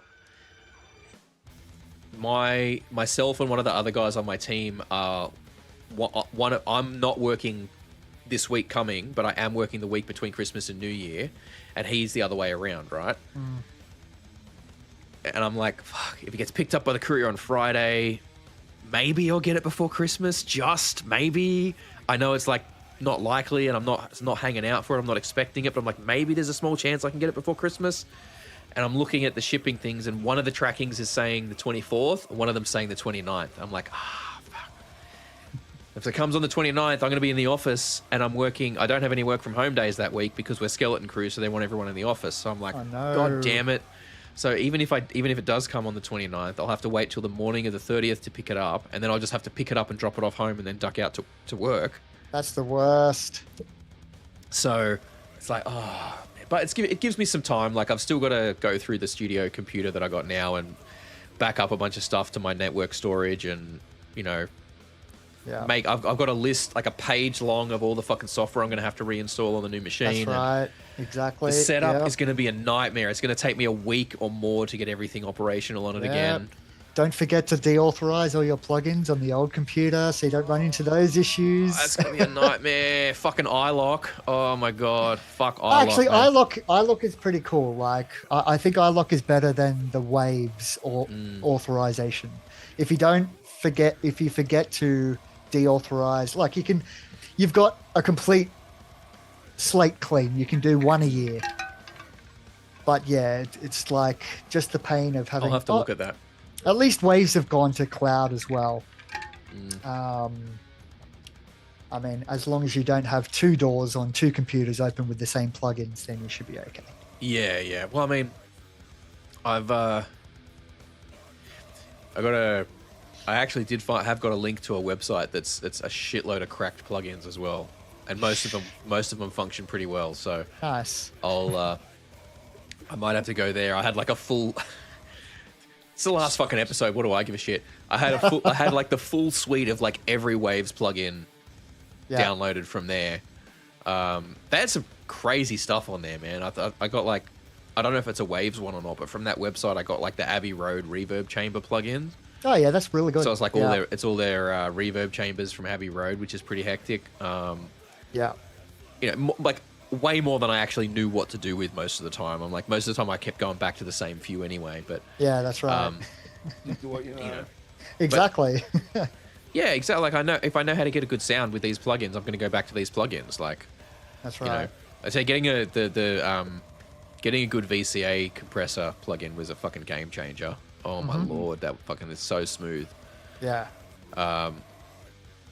But yeah, tell you what though, like I had a pretty good year gear wise. Like I managed to get one of the Dark Glass Anagram pedals this year. Oh yeah. Which is nuts. Like that's got so much. Yeah, how's that going? Bro, fucking crazy, dude. Like I can do anything. Yeah? With getting back into learning so many songs, it's a game changer being able to just go, oh, this song's in this tuning. Okay, fucking hit the pitch shift. You know, I've got like the pitch shifter in the Dark Glass is incredible, right? It does. It's insane. So I can do that, and I've got a bunch of patches downloaded from the Dark Glass library that people have already made for various things. So there's like a Tim Comerford plugin, a Sam Rivers plugin. So if I'm playing like, you know, Limp Bizkit stuff, like I went back and I got my hands on, I started learning like Just Like This and Nookie again, because they're both really fun to play. And Yeah. And shout out to Shan as well. The synth patches they've got on the anagram are pretty incredible too. So I've been having some fun with that. With one of the bands I'm sort of working with in the background there too. We're playing around, having some fun with that. Actually, Kyle, you'll be interested to hear this one as well. I don't want to mention any names, so let's be very careful about how we discuss it. The film clip that I was talking about that I did with the band that I've been working with, we got the first draft back on that recently, and it's looking really, really special. That's looking pretty fun. Okay. So that's cool. I still no idea on a timeline for release or anything on it, but it's been real fun seeing that that film clip. Although I look back at that and I'm like, oh man, I was like, looking back at how big I look in that compared to how I am now, I'm like, shit, it's you know, even then I'm seeing a difference. So but yeah, got that one back, which is pretty exciting. But and actually something else that's to fucking cool, because my 40th is coming up, my parents are actually getting someone to, like, they've hooked me up with someone for a custom made bass. Whoa! Oh wow! You're getting a luthier made bass. Yeah. So the person who makes them, he doesn't have like a business necessarily where he does like he doesn't run it as a thing. It's more of a side thing that he does in his spare time. But he's made some pretty cool looking ones, some pretty neat ones. And I had a chat with him, and I like the ideas that we're coming up with for it. So hopefully I'll get that in my hands in the next sort of 6 to 8 months, which would be pretty cool. A custom made bass, so that's gonna be rad. Yeah, man. That's gonna be rad. You're going 5-string? No, a four. I'll be honest. Okay. I'll be perfectly honest. Between the fact that I tend to go with, like, you know, drop B or drop C tunings most of the time anyway, and the quality of the pitch shifting in the anagram, and the fact that I have a bunch of other basses already as well, I don't really need a 5-string at this point. Like, I've got a 5-string jazz, I've got a 5-string Stingray. Gotcha. Those do the fucking job perfectly if I need to really go with a 5-string. Go for the one you really want. The 4 strings are, you know, like, the thumb goes so good in those drop tunings. Like the Warwick thumb in the drop. No, Shannon, unfortunately, no, it's not coming in at an extended scale length. I had to go with a standard scale length on it, I'm afraid. But it is going to be neck through, hopefully. So that's the current plan. Oh, so neck what through kind should of wood? be nice. Oh my god, I have to pull up the emails and find that out now. Hang on. You're making him work, Kyle. Yeah, you're making me actually have to think about this shit. I wonder if it's like, you know, could be. Let me see. All right.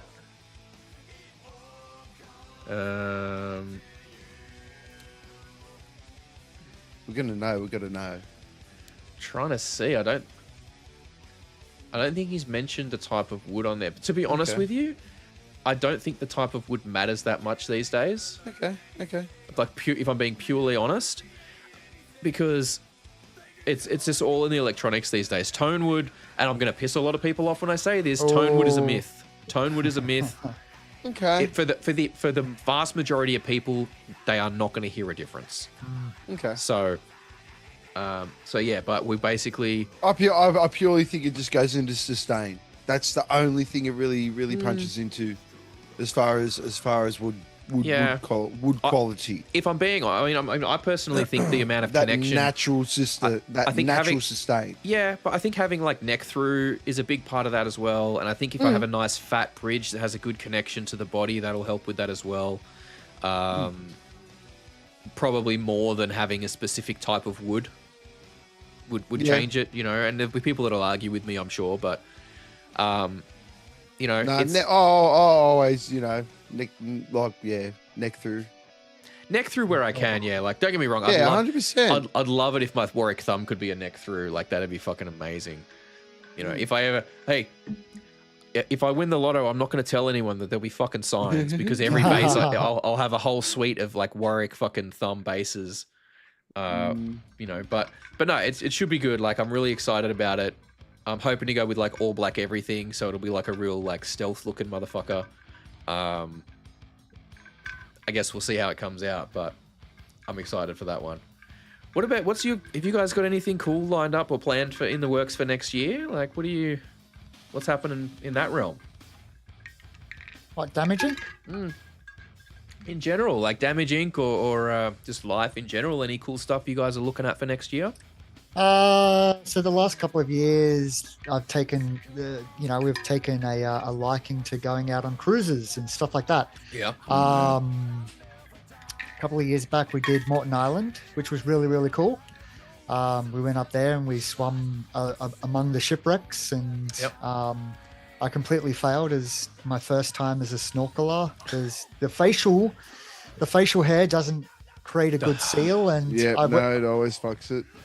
I put my head under the water and suddenly I'm drowning, and that was a great experience. So, help. I lost a few points off my man card that day. Yeah. No, you didn't. No, you didn't. Maskings. Better to call out for help than drown, mate. Yeah, like, dude, you would have lost all your man card points if you drowned. But the experience, for what I did see under the water, lovely, great experience. Turtles. Till it comes and bites you in the ass. Yeah. No, I hate it. Scares the shit out of me. I have that. What's it called? What's that fear of the ocean shit? Oh yeah, no, a thalassophobia or something like that. Yeah, pretty much. I have that. No, I'm the same, man. Yeah. I'm the same. We did a family vacation up to like Airlie Beach when I was in early high school, I think. And we went out to one of the pontoons and the reef where you can like do dive, scuba diving and snorkeling and everything, and they got the underwater viewing and all that shit. And I hopped out in the water and I had the life jacket on and I had the snorkel on, and I'm like, all right, cool, let me look down here. And because it's at the edge of the reef, so like you looking forward, under the water, you kind of got all the reef and all the fishes and all the pretty stuff. But if you look down, it gets deep real fast. Like you kind of got the reef and then it's like a cliff that goes down. And I just saw how it just kept going until it was like nothing. And I'm like, no, I just basically had a panic attack. I'm like, I got to get out of this fucking water. Like I can't. Wow. When we did it in Thailand, and it was cool because we didn't go out into anywhere too deep.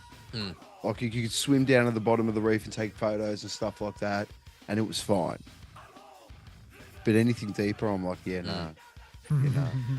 Yeah, no. The fact that we know more about space than about the ocean is like, no, we don't belong out there, mate. We don't belong out there. But yes, so you're going on another cruise then? Yeah, so we're gonna hit up Phillip Island this time. Oh hell yeah! We're going south. Yeah, we did Tasmania the year before, so that was really nice. Usually they said that that the weather around that time that we did Tasmania is terrible, sub 10 degrees, raining, shit like that. Yep. The day we rocked up on port, there was like, yeah, you must have brought the weather with you. It's 25 and sunny today, and like, okay, perfect. We did the wineries, and that was great. There's excursions that you can go on, or you can just stay in the sea bit around port and just discover the city. That was funny. So, ship captain said, "Look, we got to be away at like 4:30. Get back to the ship no later than 3:45, just with the sheer number of people that those ships have." And so we're like, okay, cool. So we did the right thing. We came back from our excursion. We got back on the boat. We're drinking cocktails. So gets to kind of like 25 past 4, and they haven't started to close the galleys or anything like that yet.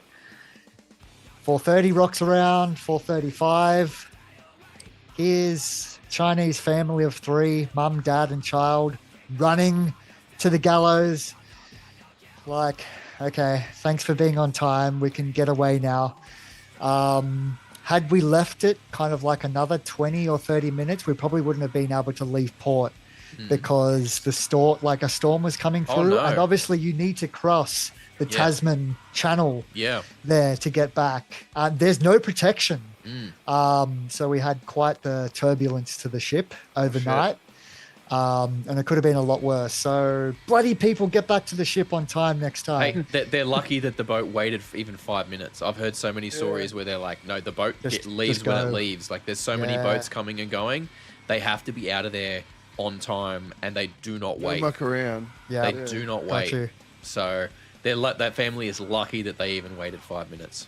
Yeah, I think, of course, I think they had some leeway with when we did have to leave.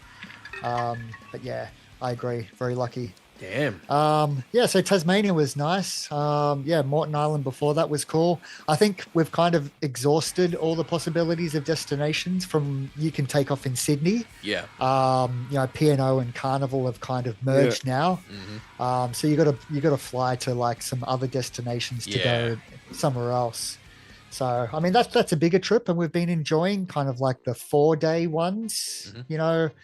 Takes off at like 4 or 5 in the afternoon, 1 day at sea, and then you're at port the next day, and then the same coming back. Okay. That's all right. That's mad. I would love to do, and I know that the opportunity is coming, but like, I don't know, for the price that they were charging, I just couldn't justify it for myself. But I'd love to do one of the heavy metal cruises one day. Yes. I think that'd be pretty cool. There's I know Chris Jericho does a wrestling cruise every year as well. Chris Jericho's wrestling Rock and Rager at Sea or something like that. Yeah. Guess like Where Brad. does that depart from? No, it's in the States. It's over in Yeah, the US, I understood. But, Got you. But and he gets like a bunch of comedians on there too. Like I think he gets Brad Williams every year because Brad Williams is a huge wrestling fan. But yeah. Like it's something like that'd be pretty fun, I think. But I am looking forward to this London trip though that I got coming up. Heading over, going over mainly so that I can attend AEW All In at Wembley Stadium, which will be a pretty hectic, pretty big old wrestling event. But while I'm there, I'm going to do a bit of a bunch of touristy shit. Obviously, I'm going to go like the British Natural History Museum. Probably do like a day trip out to Stonehenge or some shit like that.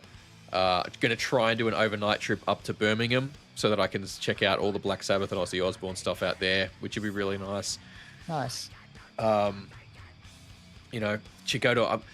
I've already got tickets booked to one show while I'm over there. One gig. So we did a reaction a little while back to a Native American black metal project, and it's like a solo project. It's like one dude called It's a project called Black Braid. It's incredible stuff, and for a one-man project especially, it's even more admirable for how amazing it is. Yeah. He's playing in London, 2.5 miles from my hotel, the day I land, the day I arrive in London. Hell yeah. So I'm backing up off 30 hours of flying, fucking checking into the hotel, having a shower, changing my clothes, and heading the fuck out again to go and see this motherfucker play a show. And no better way to climatize to the new time, Oh, mate, that's what Kyle said. Kyle said, best way to beat jet lag. Best way to beat jet lag. You're going to just stay up until you can't keep your eyes open, and then you'll crash out, and then you'll be reset, and you're good to go. Yeah. But, no, that one's going to be really cool. And because you haven't had an energy drink in a long time, just go there, have a good energy drink. It'll probably perk you right up. We'll see. If I can avoid having it, I'll avoid having it. But it's gonna be wild, and like, and jumping right into the music scene over there too. Like, I want to go to a bunch of gigs, and I'm talking local gigs. I'm staying nearish to Camden Town, so I'm hoping there'll be a bunch of metal and punk rock shows I can go to. It's gonna be shit there all the time, man. You're gonna be so in love with it. Like, go to the markets there on the weekend. You're gonna blow so much cash. Oh man, that's it. Like, I've got my flights paid for. I've got my accommodation paid for. So it's mainly just prepping for spending now at this point. The fact that I'm staying in the one place for like 2 weeks straight, I can just go to get some bread and some butter and some peanut butter or something, and just save a bit of money on breakfasts that way. Yeah. All that kind of stuff. But yeah, I want to try and, when it gets a bit closer, I'm going to jump into some local metal groups and be like, hey, what's happening gig wise? Like, who's playing where? Let me know what's up so I can come and check out a bunch of cool bands. You go message what's it, Dead Wax? Yeah, I'm probably gonna check out what happens. I'm gonna keep an eye on what's happening with Dead Wax. See what's up with them, and same with Black Gold. I'm really hoping Black Gold's playing a show while I'm there too, because those. Well, I mean, you've at least interviewed Dead Wax. Dead Wax, so, yeah. So I mean, you got a bit more of an opportunity to sort of. It's still a way off, but yeah. When it gets closer, I'll reach out to them for sure, because like I think that'll be really, really rad if I can see those bands in person. I'm not gonna lie, I was like, I wonder if Metallica's going to be over there, because I know they often go around like to Europe at sort of, you know, middle of the year type stuff. They're playing in London in July, so I'm like, I missed it. It's going to be 1 month off. I'm going to be there in August, so You should go see if Ren's playing. Ren's playing anywhere. Fucking Ren, yes. Yeah, that'd be dude. cool. That you should go see if you could tee something up with the Ren. I need to get an Aussie flag so that I can just carry that with me everywhere and be like, I fucking came from Australia for this shit. Yeah, dude. Yeah, 100%. I'm actually going. Oh, Brad, you'll dig this. I'm going to I'm going to see the cricket at Lord's while I'm there. Oh wow. Oh, you like cricket, Brad? Yeah. So I got You like cricket, Brad? 1 day is. Okay. Okay. This is gonna be one of the. I'm gonna be there for a day of the Test match between England and Pakistan. It's gonna be good. Yeah, right. It's gonna be So good. that'll be pretty fun though. I think that'll be exciting. Pretty much at the home of cricket. Yeah, that's it. Like Lords, I'm like, I can't go to England and not see cricket if it's happening while I'm there. I think grab an Australia 1 day jersey. Just to experience that vibe as well. Like you watch it on the TV and you know, tests are laborious, but to be, you know, as with anything, it's another experience to actually be there. That's it. Like I wanted to do some sports when I was in the States. You know, I wanted to find some, but the only stuff that was happening was like it was nearing the end of the regular NBA season. And so tickets were getting really expensive and I'm like, I can't justify that. Yeah. But like this one for Lords, it wasn't overly crazy. And, you know, I'm like, if I've got the seat numbers right, the way I think they're laid out, I'm like basically at the fucking ground level almost. Right. So I should have a pretty good view of everything, provided the sun's not in my eyes, which you know, I guess we'll see. But yeah, like that's going to be an awesome day. You know, I think it's early season for Premier League football as well. So I'm kind of hoping I can get something to a football game while I'm there too, because that'll be crazy if I can, you know. That'd be insane. I'm not a huge football fan, right? I'm just not. But I think to get some of the local culture, I think it'll be really important. Oh, for sure. It'll be interesting. We got comp tickets to go see, you know, Western Sydney Wanderers versus one of the first matches of the fixture a couple of years back.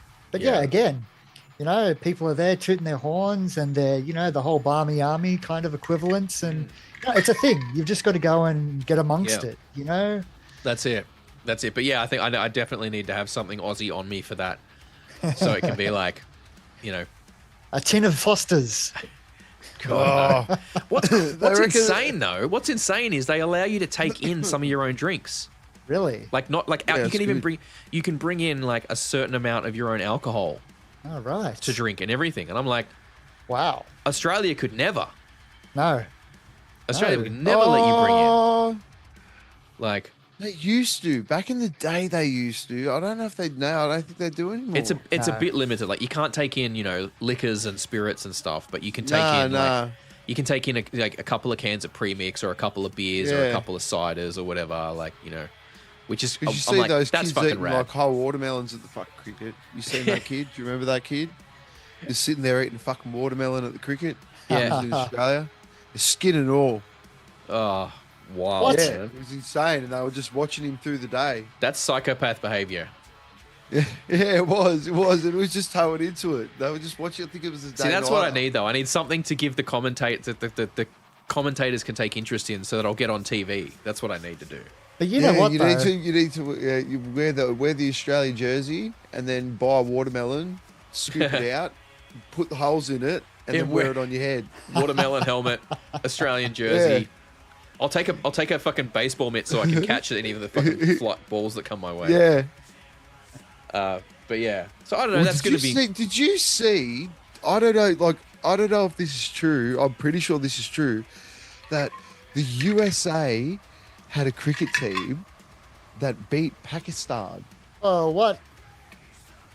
Right. I don't know if it was a one day or something, but yeah, Pakistan are like number 6 in the world. I swear to God. You look this up. And cricket US beats Pakistan. There we go.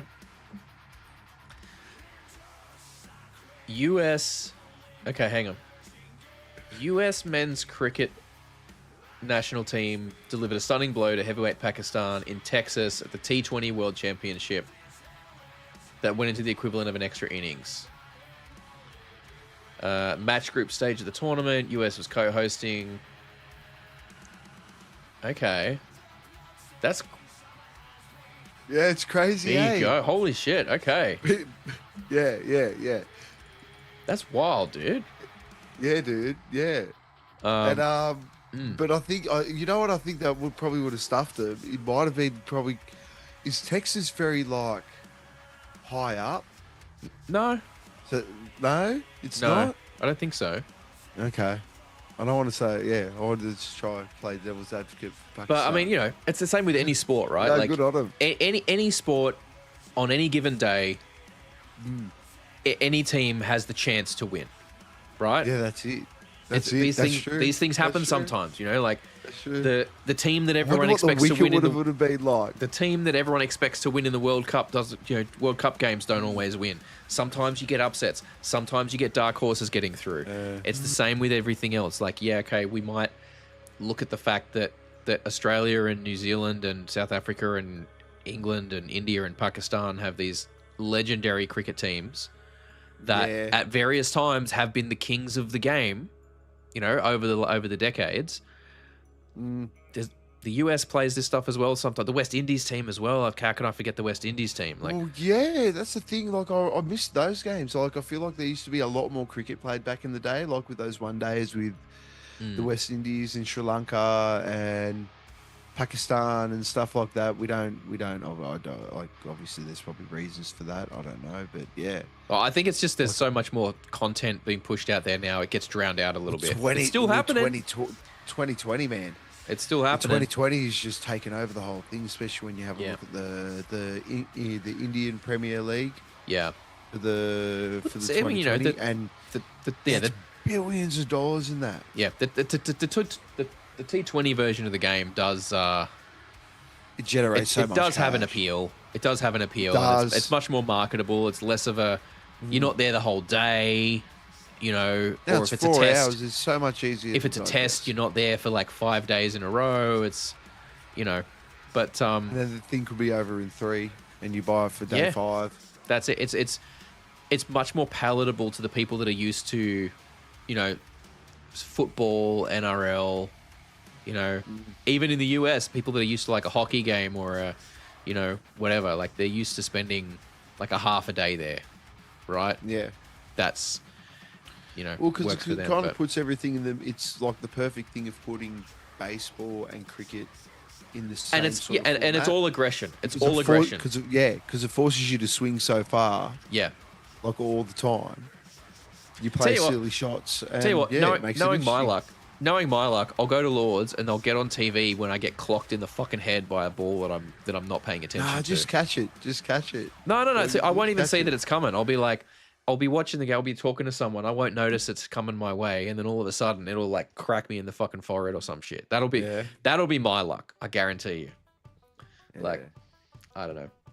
Oh, But- man. Oh man, insane! Look, it's going to be such a good time. Just stay safe. Oh, Obviously, of course. you know, I got to get a everyone and lanyard or stuff some like that, shit for my you're just gonna phone, be- like so that I can keep it attached to me rather Yeah. than, you know, so no one's like I think you snatching can it get out of my these. hands. I think you can get these like little bun bag things too for your passport and your wallet that just stay close to your chest. I know there's a lot of. Oh, I've got people a little bag. sling bag. I'm going to keep the shit in, absolutely. But man, cool. in terms of my phone, yeah, I'll probably look at getting like a lanyard so that I can keep it attached to me, or a, you know, apparently like maybe I'll switch over to a case that's got like a finger loop in the back just for some extra, you know, extra grip, that kind of stuff, you know. But yeah, so I don't know. It's exciting. It's looking like, and you know, we'll see. I'm looking forward to getting into playing more music again next year, however it's going to be, whether it's with bands, whether it's just getting more of these covers under my belt again, like I used to. I used to fucking, you know, when I wasn't playing in bands, man, I'd be fucking sitting there. I'd go in and jam like 2 or 3 hours of covers every day. You know, and so many fucking songs. I had such a deep repertoire, and then I started playing in bands, and it was only the material of the bands I was in that I was playing, and all that stuff kind of went by the wayside. Yeah, you're gonna master your craft, eh? You know, Yeah. so I don't know. Yeah. Would you be up for a collaboration at one point? Oh, almost certainly. What do you got in mind? If we can get a couple of other people on board. Okay. Yeah, we'll see. Maybe. I don't know. I've been toying with the idea of maybe just starting filming myself on them and uploading them to YouTube as not as like a trying to do like hardcore like make anything of it or anything, just to sort of get them out there and give myself a goal to work towards and still, film a few different angles on it and edit them together a little bit. I don't know. That's it. Work out the format, but yeah, if I do something like that, maybe, do some full cover videos where I get a bunch of different people on board and we do like a full cover of something rather than just me doing the bass track for it. But who knows? Those ones are cool when you just edit them all together. Just get everyone to play their parts. You know what I mean? You just do it to the metronome and then you just grab it, put it all together, record it, and then just splice it all together in a video. Yeah. We'll see That's though. the way to do it, man. I like playing around with stuff a little bit. I don't necessarily like playing it exact all the time. Like stuff No, but like that's what I'm saying. You can do your stuff you can like do, you can do your rendition as long as you record it and you just all stuff obviously like have all the same timing. What is it like My Own Summer by Deftones, right? Like great song, very fun to play, but those choruses, man, they're pretty boring for the bass. So I like to, when I jam it, I like to put some kind of octaves and some. Really extend that out. Do like an octave and then, or even a high power chord on top of it as, just that sort of shit. Really expand what the bass is doing in there for a bit of fun. Doesn't Stephen Carpenter play that song on the bass? I don't know. I'm pretty sure he does. I'm pretty sure I've seen a cover of him. But, just want to have some fun with it. Just get back to playing music for the reason that I started playing it in the first place, which was I wanted to play these songs that I liked. Yeah. Spend a bit of time doing that, and hopefully that'll get my chops back up again. And then for bands that I'm working with, I can, maybe give me a bit more creative and a bit more ideas on stuff. Who knows? We'll see. Are you jamming the theoretical into your head as well? Are you playing your scales, Daniel? Fuck that. Learn. Bro, I spent like 5 years doing music theory when I was playing piano. I know enough music theory. Yeah, I know enough music theory, dude. To get past, yeah. But I still because I learned all my music theory on piano. Anytime I'm thinking about theory, right, I'm always envisioning a piano roll in my head. Yeah. Like I have to, even if someone goes, all right, play. If it's not an open note on the bass, and it's like I have to envision a piano roll in my head first and go, that's that note, so then that's that note before I can, or if I'm talking about intervals and stuff, it's always in my head piano roll, then translate it to bass. It's like having a second language. I have to think about it for a second because I got to translate it in my head. Yeah. Steps of processing. Oh yeah. It's nuts. I love it and hate it at the same time. It's yeah. But I mean, I am thankful that I've got all that time under my belt of music theory. Like it's invaluable, and I think it offers too much bass is barely enough. I agree, Spinny Mathingy. I agree. Too much bass is barely enough, unless I'm mixing. If I'm mixing, then there is such a thing as too much bass. I can't even find it, but Stephen Carpenter from Deftones has like 1,000 playthroughs. Holy crap! Okay. He's got like 89 playthrough videos. Okay, nice. But he's got a couple where he actually plays some of the songs on bass. Yeah. And that's how they were recorded. I just can't find it. I'm just, and I'm not looking to like completely reimagine the songs or anything, but I think, just having some, and at the same time, right? Like, I don't want to, like, there might be a song that's extremely complicated and I might want to do a simplified version of it. You know what I mean? I don't feel I necessarily have to be doing them exact. I'm happy to do some variation on them. Oh yeah. And that's kind of being the basis of the channel. Like this idea that you don't have to play it. Essentially the tagline I'm looking at is like it's okay to be okay. Like I'm not going to be out there being like, oh, I'm hot shit, I can play all these fucking songs perfectly. No, but I'm going to be like, look, I'm an average fucking bass player. Like I'm an average dude. Like I'm a bass player. I have all the core elements of the instrument down. and I'm, you know, I could probably learn most songs competently if I really put my mind to it, and that's fine. Like, you don't have to be out here being a fucking virtuoso all the time to get fun out of the instrument. No, exactly. You know, like, I mean, you know the way I work, man. Like, from when we were doing shit with Acid, and like, you know my mentality about this stuff. It's dude, like you have a better grip on the instrument than other people do, and that's all I'm saying. Other people who shall remain nameless. That's right.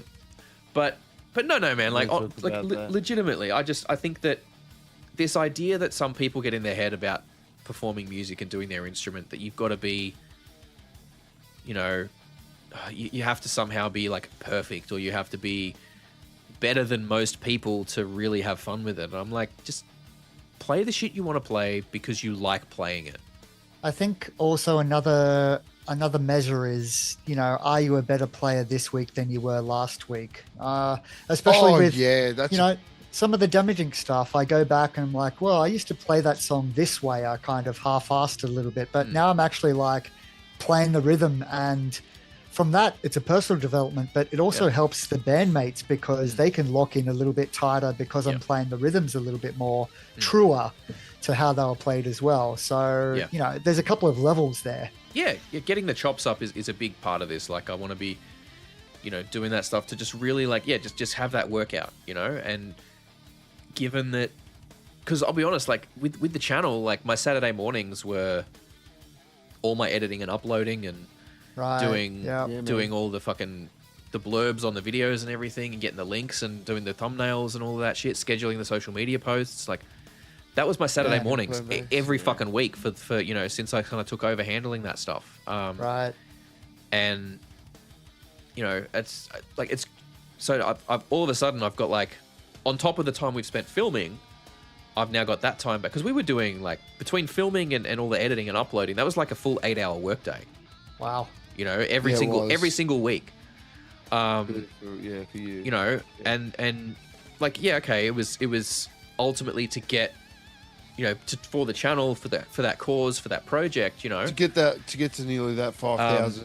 And yeah, I mean, the fact that we got to almost 5,000 subscribers, I think that does speak to that's massive. The quality of the work that we were putting out there, and people were having fun with it. You know, we would get, I think almost every single day I'd go in and see, and there'd be new comments on stuff and new subscribers. And you know, I got to shout that out. Like, people, I really do appreciate each and every person who took the time to check out our videos and subscribe to our stuff and just have a good time with us, because that's what we were about.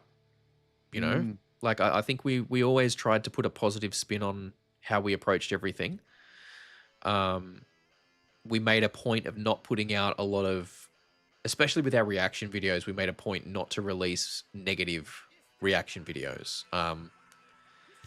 It's easy. There's a lot of content out there that is just negative content, that is people ripping on shit for the sake of views. Man, it's a lot of low-hanging fruit as far as people just putting out controversial opinions out to get engagement for engagement's sake, and because they know that that's going to get them views and comments and interactions and money and all that shit. And we never wanted to do that. We never wanted it to be about that. We just, like, wanted to share fucking cool bands with people. And I actually saw a stuff comment that we liked. I actually saw a comment today that I need to try and I want to try and go back and find it if I can, because I don't know if you saw this one, Kyle, but I want to share it with you. Community.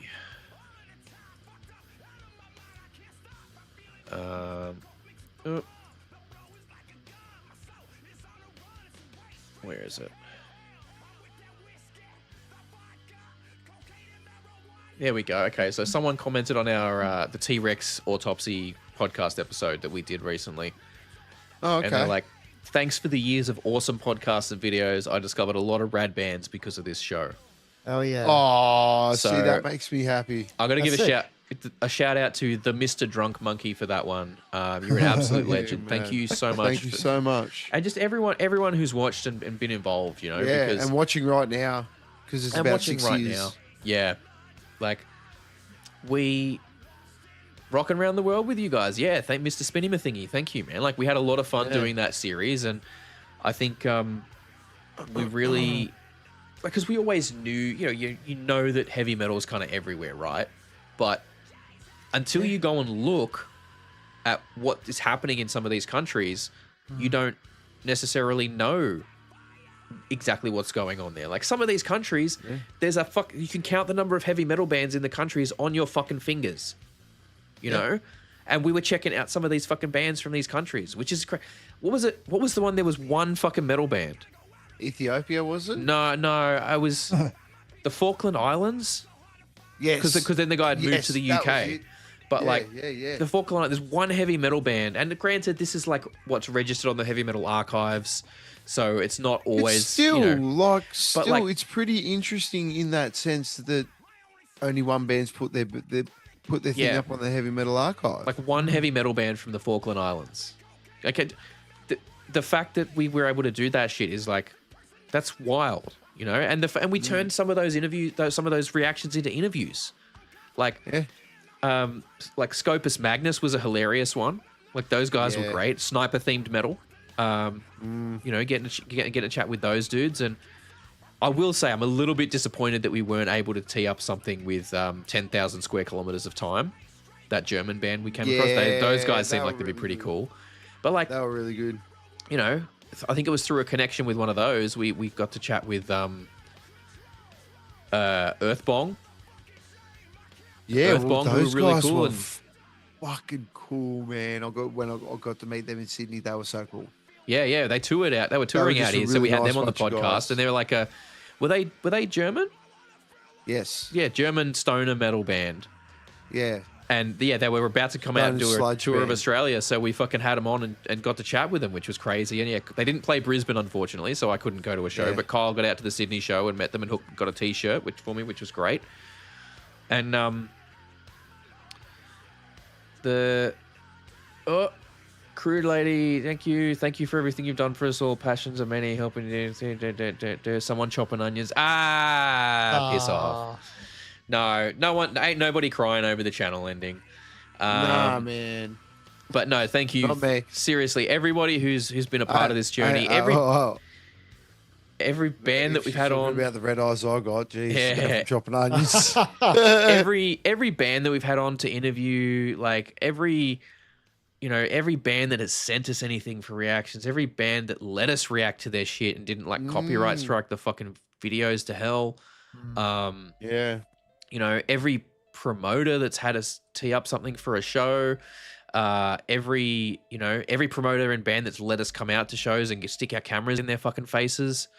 You know, all of that shit. Like, it's been a pretty hectic journey, I'll be honest. And, you know, yes, sad that it's ending, but onwards and upwards, you know, new things hopefully in the works. That's it. I mean, it's just the end of this project. Yeah. Yeah. That's all it is. And like, if there's one thing that Raph and even myself is that we've always been, I guess, creatives in a sense, and that we wanted to be able to do stuff, whether it was me starting the beer barding thing and then create like it turning into this, and now Raph going off and doing his band stuff and whatever he's going to record later on, and make sure you take whatever you can from this to try and promote it, Raph. And you know, like, I mean, I look, yeah, if I do start up something else, you know, I might put a video up on the channel here to just be like, hey guys, 100%. Like I just, you know, if you're wondering where we went, we were doing some new stuff, and hopefully, like, you know, Kyle, seriously, like, you know, if the stuff you've made for some of those bands that we've worked with has been really impressive. So, you know, man, I hope more bands hit you up to do some cool shit, because man, I'm always here to. I'm still here to do that in whenever I can, and whoever wants it. So that's not completely out of the thing. I've still got the cameras. They're sitting in front of me and behind me and stuff like that. So yeah, definitely. Like, if you're a band and you want some cool promo footage and promo package stuff put together, definitely get at Kyle. Like, he's got the chops for that. He'll make some cool shit for you. But yeah, I feel like this is kind of coming to a bit of an end now. So yeah, man. I think I've got a little bit left in my thing. So one more time, massive cheers to everybody. Thank you again, Brad, for joining us today, and again, thank you to Brad. Clint for jumping on earlier. Yeah, it's yeah. Go, Brad. Thanks, man. Yeah, it was really cool that we could share this experience with you, and congratulations on getting the subbage that you did. And you know, we do need to move on. You know, and focus our creative juices elsewhere. Yeah, I've got to say, every time that I saw one of your things pop up on YouTube, like the little thumbnail, I'm just like, oh, these are bands that, you know, as you said, I'd never heard of these bands. I think you're doing the good thing about exposing these bands to, you know, people. Well, I hope so.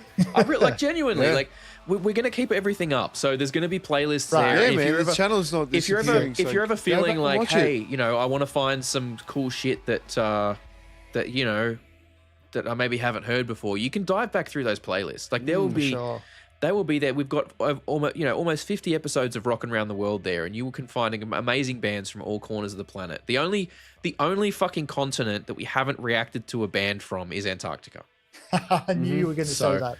Like, you know, North America, South America, Central America, fucking Asia, Africa, like fucking, you know, Europe. Incredible. With so many bands, and so we're going to keep it all there. And I want. Look, and I know it's a bit fucking silly to talk about legacy with the subscribers that we've had, but if there is any legacy from the channel, I would like it to be just remember why you like the music that you like. You know, yeah, man. Like, don't get bogged down in all of this. Oh, it's not cool to like that band, or it's not cool to like this thing, or find the joy in it. Find what speaks to your soul and really made you start enjoying this kind of music in the first place. And just maybe go back to that every once in a while, purely for the love of it. And last thing before we kind of really wrap this up, I want to give a shout out to some other channels that are doing really cool work in the similar space. Sense Music Media. Okay, if you want to keep up on what's happening in the Australian scene, these are some channels that you're going to want to check out. Sense Music Media, Hot and Heavy. Hot and Heavy is going to keep flying the flag. They're doing some great work. They've really been growing their thing and growing their reach lately. Jai, the Aussie metal guy. Jai, the Aussie metal guy. Shout out to Jai. You know, what else is there? Headbangers Australia, Metal Ruse. Yeah, Metal Ruse. You know, a lot of these. Everyone Else in this space. There's so many fucking cool bands, cool channels that are covering the Australian scene and everything. And you know, you really want to. Like, and it's cliche to say support the local scene, but truly, like, no, support the local scene. We need it. We said it endlessly on the channel, right? We said it endlessly. The quality of the talent in the music scene in this fucking country is unreal, and a lot of these bands, if they existed wholesale in another market, like Europe, the UK, the US, they would be far bigger than they are. And I don't say that as an insult to the bands. I say that as a compliment to the bands, because they deserve to be far bigger than they are. Shout from the rooftops the same way we have about how good the Australian music scene is, because it's true. I have been privileged in my time in the scene, not just with this channel, but my time playing in bands, to see some insanely talented fucking bands. Crazy talented bands that deserve a much bigger platform than they've had. And, you know, let's just keep that fucking going. You know, I want to try and get out. I'm going to try and get out. Yeah, Chong's. I'm going to try to be out at Chong's once a month at least. What's your one? I'm looking forward to getting out to gigs again as a fan. You know, not covering them for the channel, not as a chance to network for the channel, but just to go as a fan and enjoy it again. Yeah. Go see my friends. Yeah, precisely. Like Sam and Cass and Stevie and Lance. And anybody, like, if you're all that Southwest Sydney crew, thank you so much for making me feel so welcome in the last couple of years and helping us get to this, because, you know, you guys have all come on this program and given us the content and, you know, helped us out and put us forward to, you know, especially you, Sam and Cat, like Sam and Cass with the Metal to the Max thing. And helping out with Ash, and, you know, like, it's just been such a big thing, and we love you all, and thank you for coming on the show. Yeah. Well, I think that'll do it. Thank you very much, everybody, for tuning in today. This has been great. One last ride. And again, thank you, Brad. Thank you, Clint. Thank you to everyone who's watching. We absolutely love you guys. Yeah, that's kind of it. Take care of yourselves and your mates. And we'll catch you guys whenever we catch you. Peace. Oh, love you, man. Done.